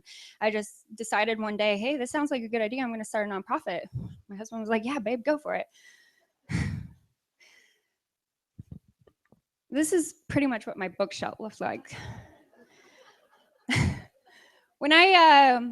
When we got to Virginia, we stayed the night in a hotel room, and before we got into the hotel, we went to a Barnes & Noble, and I bought HTML for Dummies, and I read that book front to back, and I downloaded a free version of a website builder, and I knew that in order to have my vision become a reality, I needed to create some sort of network that would connect military members to the volunteers that wanted to help them in the first place. So I built the first website. It was completely archaic. It looked terrible, but it did the job. It essentially did exactly what I needed it to do. I'm now into 5 integrations of my website, and I'm in charge of the website development and the vision for what the website does and how it operates. There were so many times that I felt completely overwhelmed by my lack of knowledge, and my confidence level and several times dropped to being nothing because it was just so much responsibility that I was taking on a very quick time frame. And I wanted to give up all the time, but I didn't. And it's been 5 years, and my nonprofit has grown from a team of me and my husband to a team of nearly 30,000 volunteers. And I have a fantastic board, and I know what I'm doing now. I'm not done. I need to get my priorities straight. When I started Dogs in Employment, I was in flight school. I was learning how to fly a death trap of an airplane. Military did not have the best aircraft to learn to fly on when I was in flight school. I was learning to fly the airplane. I was learning my NATOPS. I was learning my emergency procedures. I was learning instrument flights. I was learning about the FAA. I was learning about everything during the day. And at night, I was studying Dogs on Employment, nonprofit management, reading all those HTML for Dummies books, trying to figure out how to run a nonprofit organization. The upsetting part was I got a lot of conflict from my peers, my leadership, telling me that I need to get my priorities straight. Like, are you really sure that you're putting enough effort into the Marine Corps? You know, because, you know, you're doing this nonprofit thing on the side. Of course, I think, maybe. There were a lot of times that I felt like I didn't get the support I needed from people external to me. Of course, those in my organization were always very supportive, and my family very supportive, but it was other people that made me want to quit because I wasn't sure if I had my priorities straight. But each time I helped somebody, and each time we got a new pet that was able to have that, you know, you got to remember, every pet in our website, there's a military family behind it. And it was those military members that we were personally helping, empowering them to find peace of mind during their service commitments. And that's what kept me going. And I realized that that had to be a priority. So I have my priorities straight. I feel like I'm floundering. I work full-time for the Marine Corps. And I love it. It's my passion. I've always wanted to be a Marine, and I joined the Marine Corps and became a pilot because it was one of the most challenging things that I could possibly imagine myself doing. But I also work full-time for Dogs on Employment. I work all day, I come home, and I work all night on my nonprofit organization. I don't have weekends, and me and my husband fight all the time because sometimes we just want to have a break. I don't get paid for Dogs on Employment. It's a completely 100% volunteer organization. And there are days where I just want to quit. I do. It's very, very challenging to put 159% of yourself into an organization and your career.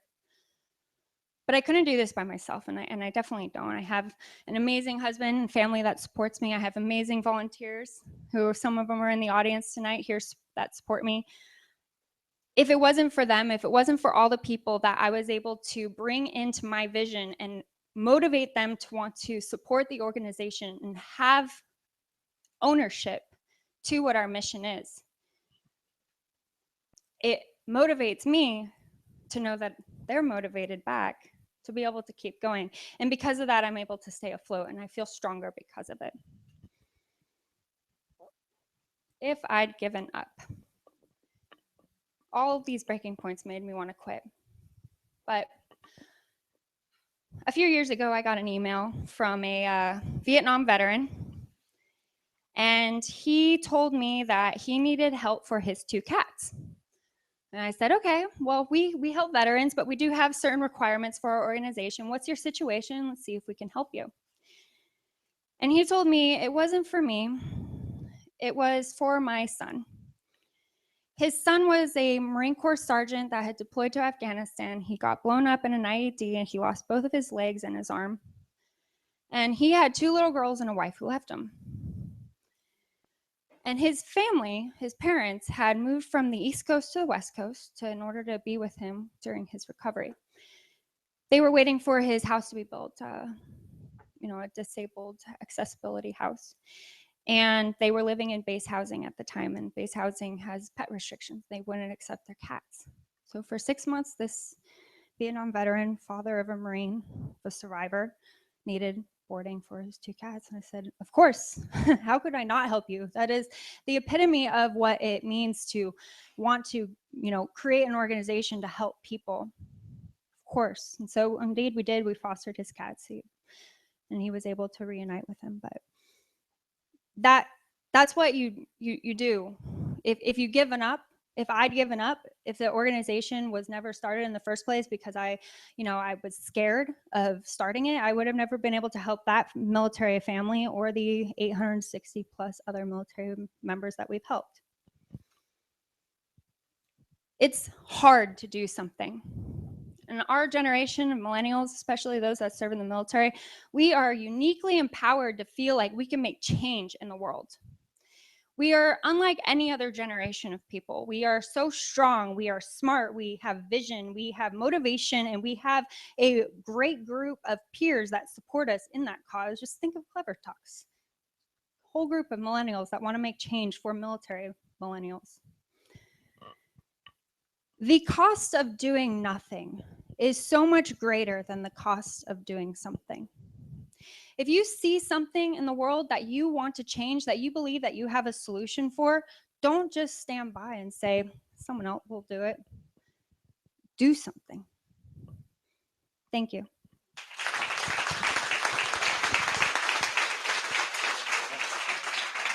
Thank you. Oh, wow. I wish I could see all the military females here to see how they feel, but I think that everybody in the room felt what you said, and thank you for sharing that. I have a terrier myself, and if I was in the military and I was gone, I'd definitely contact you and figure out how we can do this. But creating a nonprofit is really tricky, like you said. If you're in the military, would you advise someone who wanted to create a nonprofit to do it, or would you tell them to wait till they get out so they could focus all their time on it? Being in the military gives you a very unique position. You have job security, you have paycheck, you have a lot of time off. And it gives you a very, very great opportunity to volunteer, to be involved with your community, and to make change. So if you actively serve and you want to do something, you should take the opportunity while you're in the service to pursue those passions. Wow. Well, thank you. Give her one last round of applause. Thank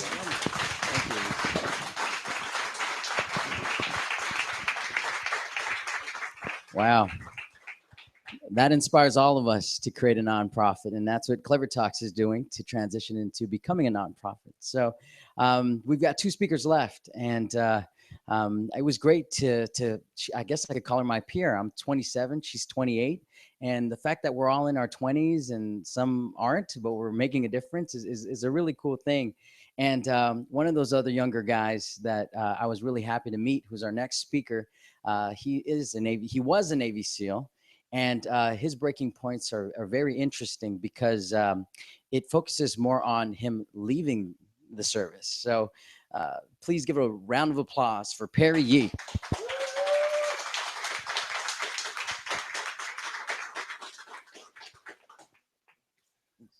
Oh, shaking me here. See, this is how buff this guy is. All right.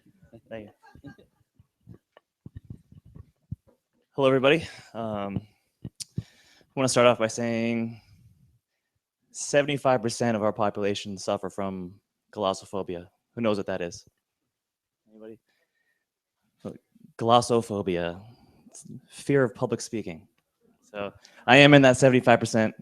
But first off, I want to thank Chris and Clever Talks for having me. Like I said, my name is Perry Yee. I am 31 years old. I'm a former Navy SEAL. I did 6 years in the Navy, active duty. I graduated from BUDS class 262 and then went on to SEAL Team 7, where I served in Afghanistan back in 2009. Like Chris said, my story is, I'm not going to focus on my military career. I don't want to talk about training and BUDS. I'm sure everyone has seen the movies and heard the stories. BUDS sucks. Right? I knew going in it was going to suck. It was going to be the worst thing ever. Not really my breaking point because I was pretty prepared for it. My struggle was making the decision to leave the military. for other people in the military, if you're an IT guy, you're an electrician, you're a comms guy, you're a mechanic, it's, I think, a little easier for you to find a job on the outside. I mean, you have a skill set that's pretty translatable to the civilian world. Being in the SEAL teams, it was a little different. It was a little hard not having a relatable career other than, all I got was, oh, you're perfect for law enforcement. That's basically what I heard everywhere. I knew that I didn't want to be, I don't want to be a cop. I didn't want to work security. So I was at a loss. I was at a big loss. When I got out back in 2011, so it's been 5 years now. When I got out, basically right then and there, my support system stopped. I mean, the military didn't do a great job with kind of providing me with the tools that I'm going to need on the outside. They didn't really prepare me for how hard that transition was going to be. So not being in the service anymore, I wasn't around that close group of people that I had that strong bond with. I'm originally from New Hampshire. My entire family's back there, so I didn't have a family support system either. I mean, they're great. They, I talk to my mom almost every single day on the phone. If I don't call for a couple of days, she gets worried. What's her baby doing? But it was hard because I was alone. There's about, for an entire year, I spent in my home. One of the worst things that I did was I didn't have a plan. I got out and I said, you know what? I'm going to take a year to myself. I'm going to go to school. I'm going to relax. I just got out of the SEAL teams and I'm going to take a year for myself. It was a bad idea, very, very bad idea, not having a plan. So what happened was I started going back to school. I realized that, again, school just wasn't for me. It's not something that I excelled at. So, what do I do? What is my mission? And I think that was really hard for me, was figuring out a goal, figuring out what I was going to do for the rest of my life. One of my biggest dreams was becoming a Navy SEAL, and now that was over. And one thing I didn't do was have other dreams. Usually some people have that big goal in life that they want to do, and when they accomplish it, it's the greatest thing ever. For me, I did it. I accomplished it.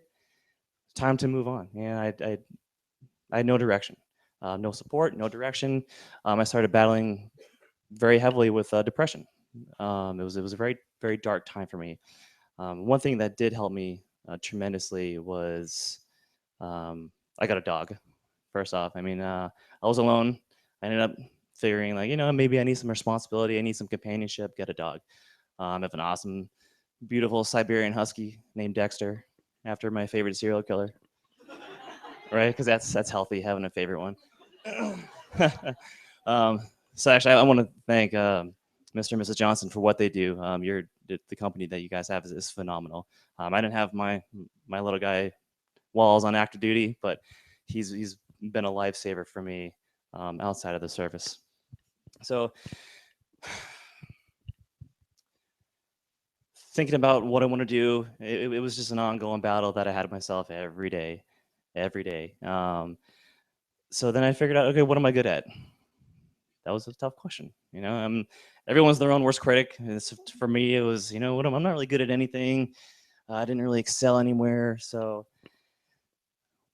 what did I enjoy doing? I started there. What do I enjoy doing? And one thing that I found that I was good at was I was good at serving. I served in my country. That's one thing that I loved, absolutely loved.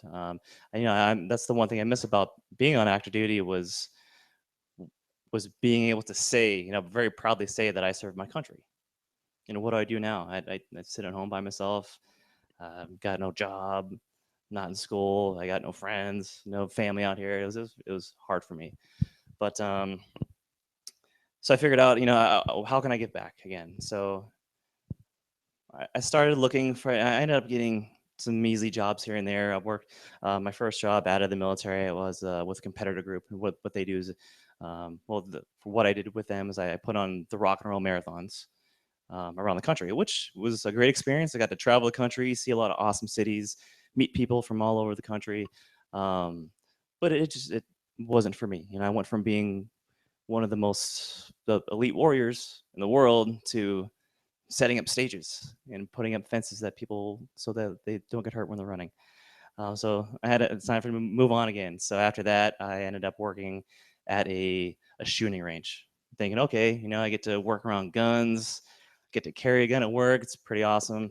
The one good thing about that is I was working with a lot of veterans, made a lot of good friendships working there. But again, the job just wasn't for me. To be honest, I was basically like a glorified janitor. I was a custodian with a gun, and so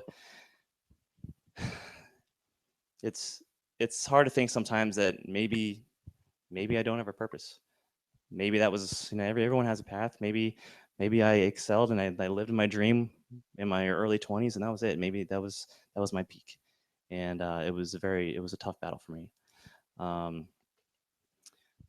Now I'm an instructor, one of Dave Maynard's instructors over at Warfighter Academy, and I'm very fortunate to be able to call that man my mentor. That's one thing that I actually think the first time I've had a fantastic mentor. It's something that I didn't really have in the military. Now that I think about it, but he spoke a little bit about what we do and we're a gunfighting school. So we do force on force gunfighting. So you're not at a range shooting live fire at targets that aren't going to shoot back at you. You actually learn the art of gunfighting. But we are open to the public. We work with civilians, from your average your stay-at-home mom to pastors, to your concerned citizens, everyone and anybody. But being at Warfighter Academy has it gave me a purpose. It's now I'm able to serve my country again, and it's on a different scale, but I love what I do. It's the first time in 5 years that I love what I do. I get to be around like-minded people. Like you said before, all of our instructors are all combat vets, and so now I get that support systems back. The first time in 5 years I have that support system. I mean, I'm not going to call them my friends. They're my family now. They're my brothers and my sisters. But I think for me, I've been on a big high. I've been on a big high recently just because I found what I want to do in life, and that's to help the people of this country. I mean, that's what I think I was born to do, was to serve. So what I want to say is, I think it's great to have goals and great to have dreams, but I don't think a lot of people have more than one dream. And that's if I could go back and fix a lot in my days, was, you know what, it's maybe there's more than just having that one dream. I mean, why not? It's great to be great at something, but why not be great at other things? And I'm sure that there's plenty of people that have been through worse times than I have, but I'm hoping that I can, myself and my company, that we can help fix that. I mean, I'm hoping that we can help support a lot of other people. Like Dave said before, we work with a lot of veterans, a lot of combat veterans, a lot of wounded warriors. It's been such a tremendous privilege to work with people who are worse off than I was. I mean, luckily for me, I didn't experience any casualties. I didn't lose any friends. I didn't lose any limbs. I haven't been shot. I mean, I've seen a lot of combat, but I was able to make it out okay. And it's been a tremendous and honorable feeling to be able to work with those people who I know need that support system. And I've been there. I know what it's like not to have it, and it's just been a privilege to work with a lot of these people that I wouldn't have been able to work with if I had stayed in the military. And there was a lot of times when I battled. I made the biggest mistake getting out of the military. Like, you hear this job security and you have that brotherhood, you get the camaraderie, but if I would have stayed in, if I would have re-enlisted or stayed in, I wouldn't be where I am today. And even though it took me 4.5 years to get there, just knowing that if you got to be persistent, you got to keep striving, you got to keep striving for more, and never settle. Never settle for something that you're passionate about. And But first step is finding that passion. And I think it's a reoccurring thing that you're going to hear tonight and that you have heard, but you got to find that passion. You got to find out what it is in life that you want to do. And I don't want to be cliche, but reaching for the stars and wanting to do what you love, no one's going to stop you. If you're obsessed with it, if you love it, no one's going to stop you. Your goals are your goals and your dreams. And I just encourage everyone to just look inside yourself and know that you can do whatever it is that you set your mind to. So thank you very, very much, everybody. Thank you for that, man. Wow. What I want to know is, you talk about being passionate, and what made you passionate to join and become a Navy SEAL? Honestly, I didn't really know what I was getting into. I was in college, and I figured out school wasn't for me. I hated being in school. For me, and my mentality was like, well, it's either college or the military. And those are my only two options. Man, so I went to my recruiter and I was like, hey, I want the hardest thing you can get. Wow. There's one quote that I live by that it touches me very, very dearly, and it's actually from Arnold Schwarzenegger, and it's the worst thing that I could ever be is the same as everybody else. Wow. And it means a lot to me because especially coming from the SEAL teams to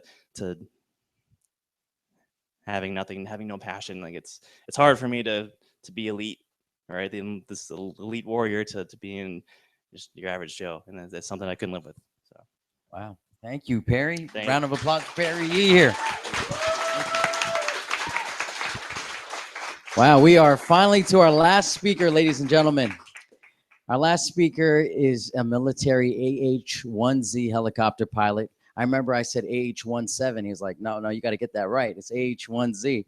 Our speaker has taught me a lot about flight and about soaring high and never settling for less. Please give a round of applause for Zerbin Singleton.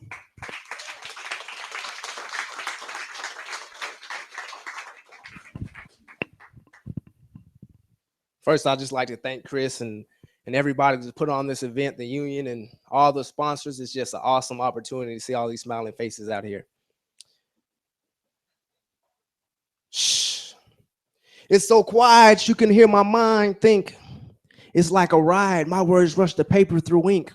My temperament is usually cool, calm, and collected. But in this form of expression, I'm speaking through reflection. It's so real, you can feel my heartbeat. You ain't got to touch me, just listen to the tap of your feet. You don't know me, but we will connect. The formation of these words is the universal Lego set. You can call it the 6th sense drugged on an emotional roller coaster of suspense. It's your 5 senses overdosed on ecstasy. You're already feeling what my future thoughts might be. But let me stop playing with your emotions and give you the testament of my real world potion, because drugs have devastated my community. Babies addicted at infancy, young children stuck by needles with HIV or a lesser disease like Hep C, parents fired because of truancy, children hungry because of no food to eat, because the money went to drugs in the street. And if this picture isn't vivid enough, let me paint the portrait of living rough. Mother addicted before child's birth. Can you tell me what a life of drugs is worth? At school, the child was barely present. The mother has been asleep for 3 days. He thinks she just needs the medicine. No one at home to take him to school. He's all dressed from mismatched shoes. Hot tears stream down to warm his cheeks. Cold house, ghost breath because of no heat. Malnutrition because no one to fix him something to eat. He's crying again because he just seen his mom get beat. His clothes are too big, his handwriting is bad, but he's real good at math. Though when he does go to school, all the kids laugh. But at least breakfast and lunch is provided by the state. Lunch is his favorite subject, like he's eating sirloin steak. And he lives in the romantic house lit by candlelight. Nah, the power's turned off. A day of all night. And like him, you still can't see, although you're crying with sympathy. Christmas is nice until everything is gone. His mom pawned the gifts to get high in the zone. Burglary, kidnapping, that man took his mom, couldn't call the police because of no phone. The next day she came back, she loved him dearly, but was addicted to crack. But what about the 13-year-old girl on the corner? Instead of being proactive, all you do is mourn her, and her daddy put her there, and that is the real shame. If I'm describing the world, we're just on the picture frame. See, I can go on and on about the drug game and how society places our rappers to blame.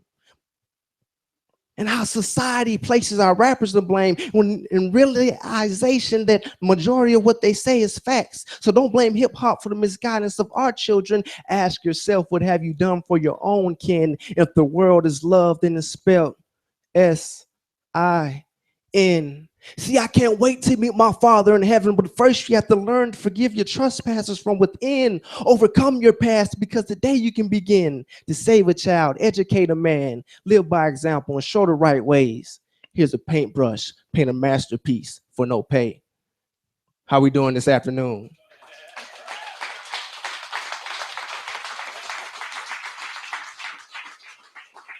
So I ask you, what masterpiece are you painting?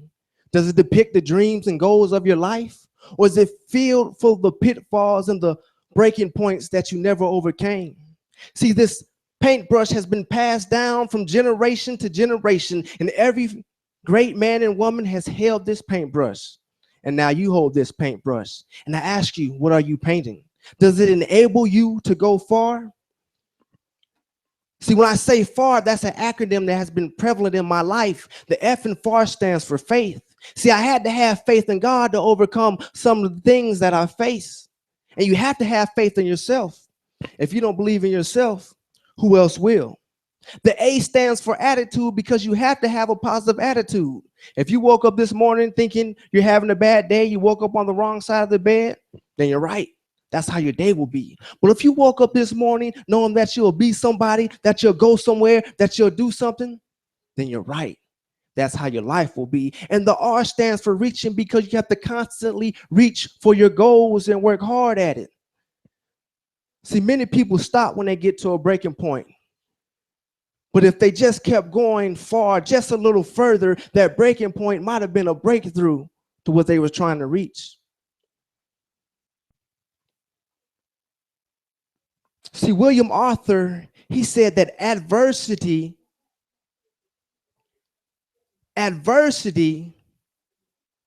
causes some to break and others to break records. So as I speak to you today, there's going to be times where I'm going to need your assistance. When I say adversity causes some to break, I want you to say others to break records. So let's give it a try. Adversity causes some to break.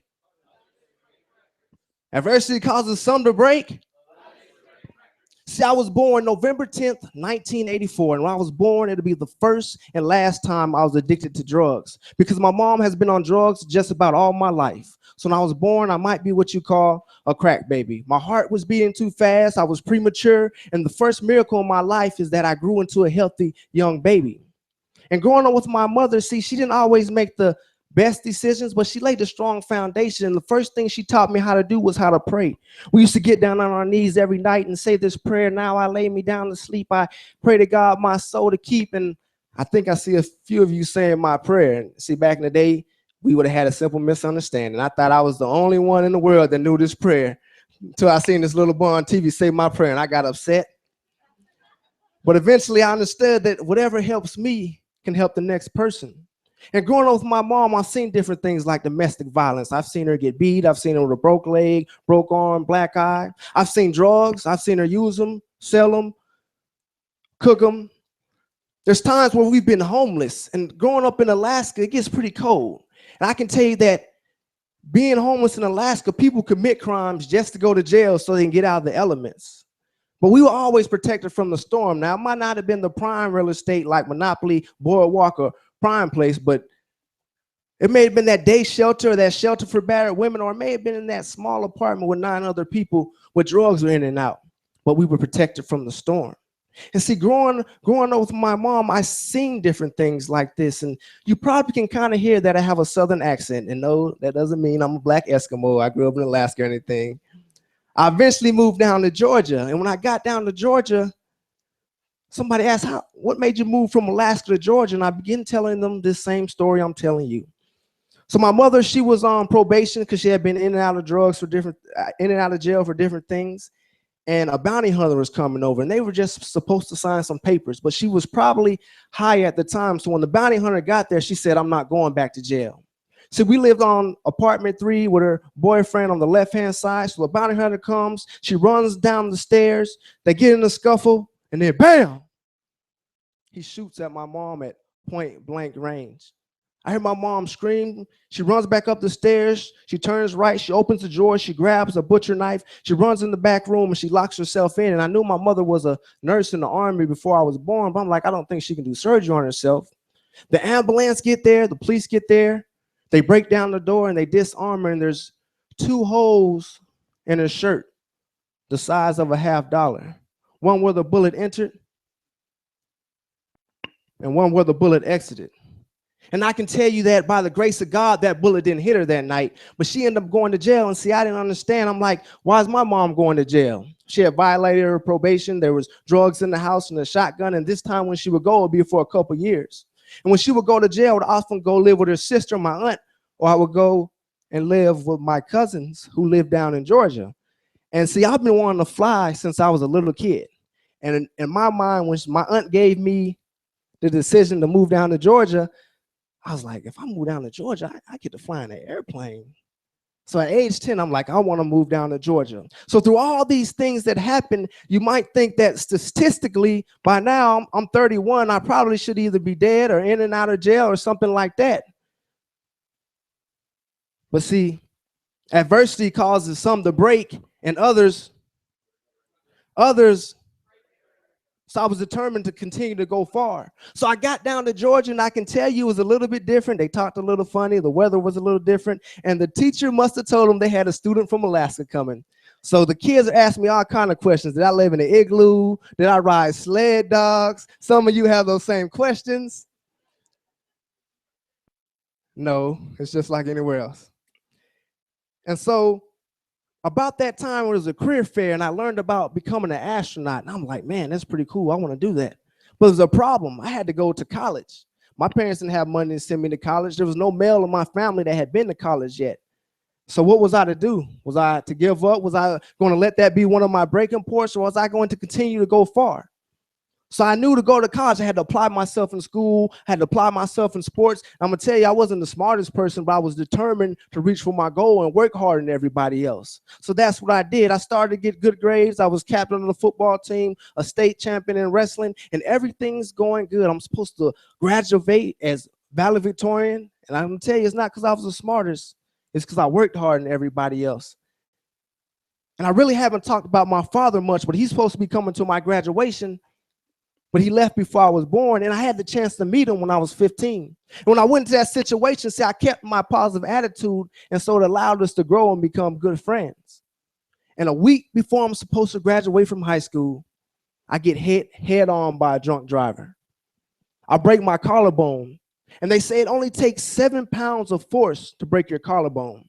At the speed we were going, the force on my body because of the strength of the seatbelt was about 3,200 pounds. And see, I don't know if you know the defensive lineman, Nadumkung Su, who used to be with Detroit. Now he's with Miami. He's one of the best defensive linemen right now.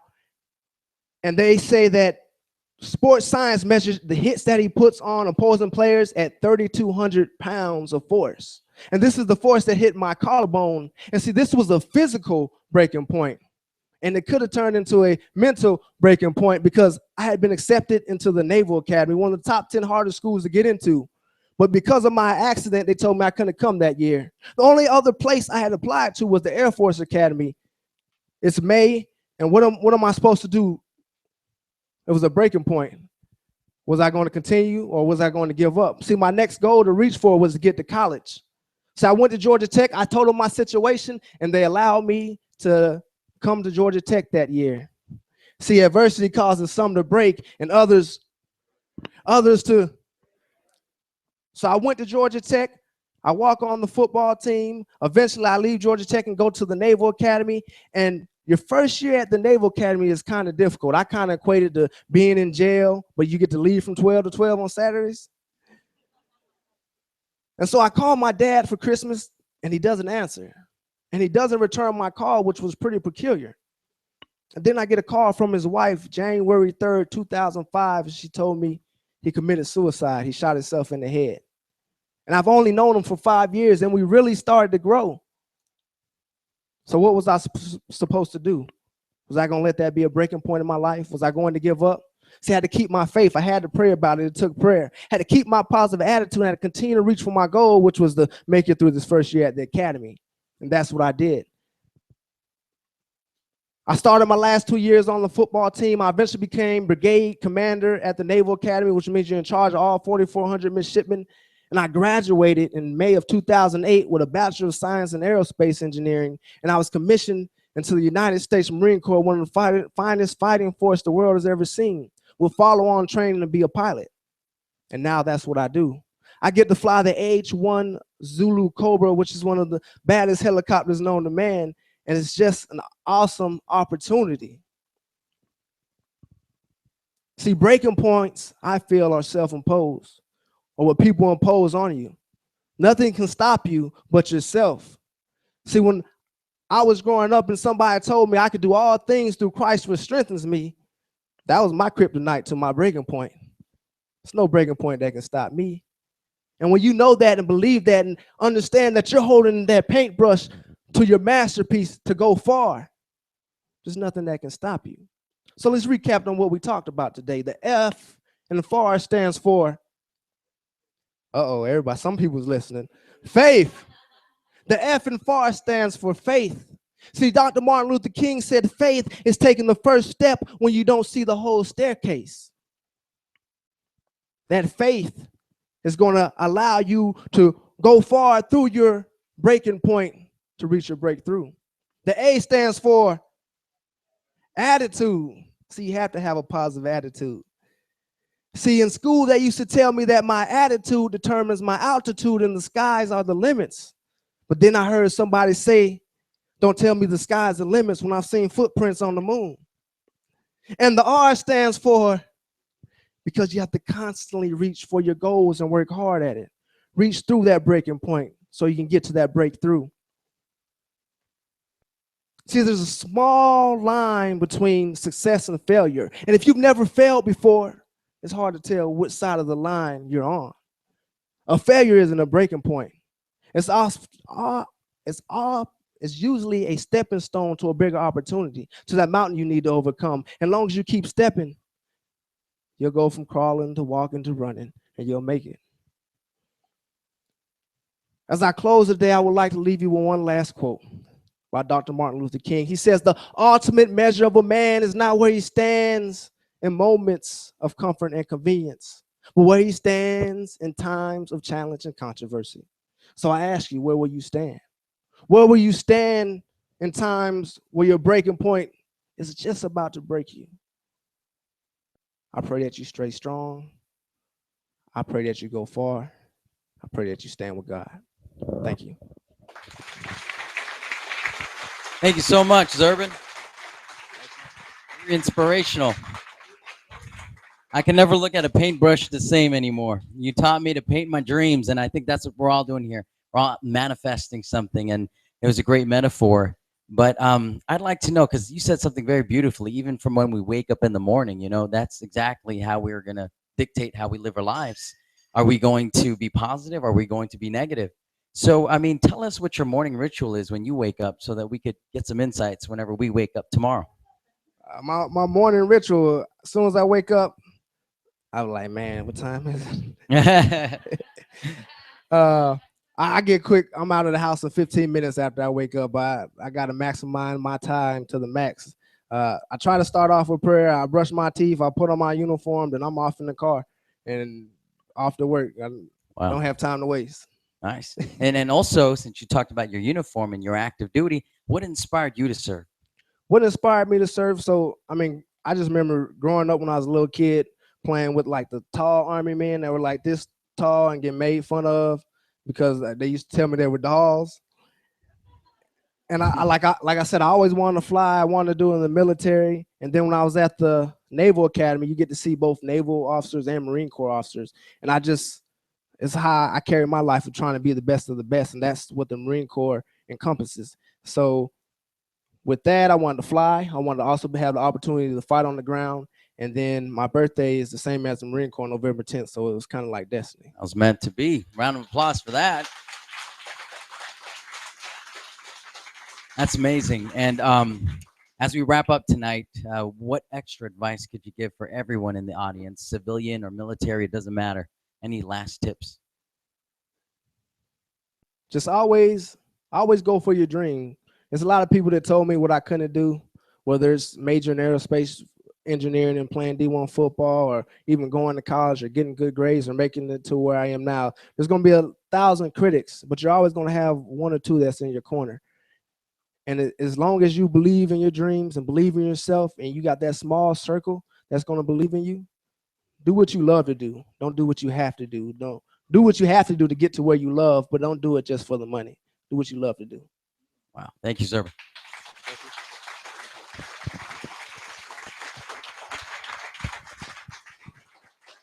Wow, we've heard a lot of great stories here tonight, and I couldn't stand here more proud. I'm glad everyone stuck through it, and it was nothing but silence. People gave these speakers the right respect that they deserved, from active to retired to recently got out of the service. I mean, we've seen them all, and the diversity from white to black to Filipino to any. Oh, I'm the Filipino guy here, so but I'm very happy, like everyone said, you know, we're all millennials that created this, and I want to just give a little bit of respect to my team. Where's Hillary Manilak? She's not here, but she's our director of operations. That's why she's not here. She's running around. Robert Rico over there, Greg Ravello, who served 6 years in the military, and you know. Now I want to take it to our sponsors. I mean, the USO got behind us when we said what we were doing. They were the first ones that lined up. And I thought right away of the great, you know, they're in every airport. They go back in history, and they helped give our military troops, active military troops, a home when they didn't have it. So the USO supported us, and Mission 22, you know, their mission's very straightforward. Every day, 22 veterans die, and their goal is to reduce that. And also Union Co-work here. Union gave us the right place, the right food and everything. And going back to Urban Pizza, you know, Urban gave us the right pizza. You know, all this was given to us for free. And we were very, like I said, 30 days, I'm not exaggerating. We were able to get food, videographers, everything was in-kind sponsored to us. And JDS, those guys that are protecting us tonight, because I said, you know, I want to make sure we're safe. I want to make sure everybody here feels good. Those are all recently retired military veterans. And so we've got 4 armed guards, I believe, protecting us here tonight. And also Thorn Street Brewery for the beer. I think we all enjoy that beer. And also Charity Navigator and Platinum Event Rentals. They gave us these chairs. My pops and I picked it up ourselves, and we put it out here. And also Explore That Store. Ryan is the one who made this live stream to everyone, and it's actually being live streamed outside on the building for everybody else that was here, you know. And thank you, yeah, for them. And the mission continues. And Nelson Photo for our rentals. Everything was given to us, and I just want to thank everyone for being a part of this movement together. Lastly, I just want to say we have a survey that we'd like to pass out to you. It's what helps us put on this event for free. So if you could take that before you walk on out. And before you walk out those doors, you know, always remember to never walk out on yourselves, and always be hopeful. Thank you.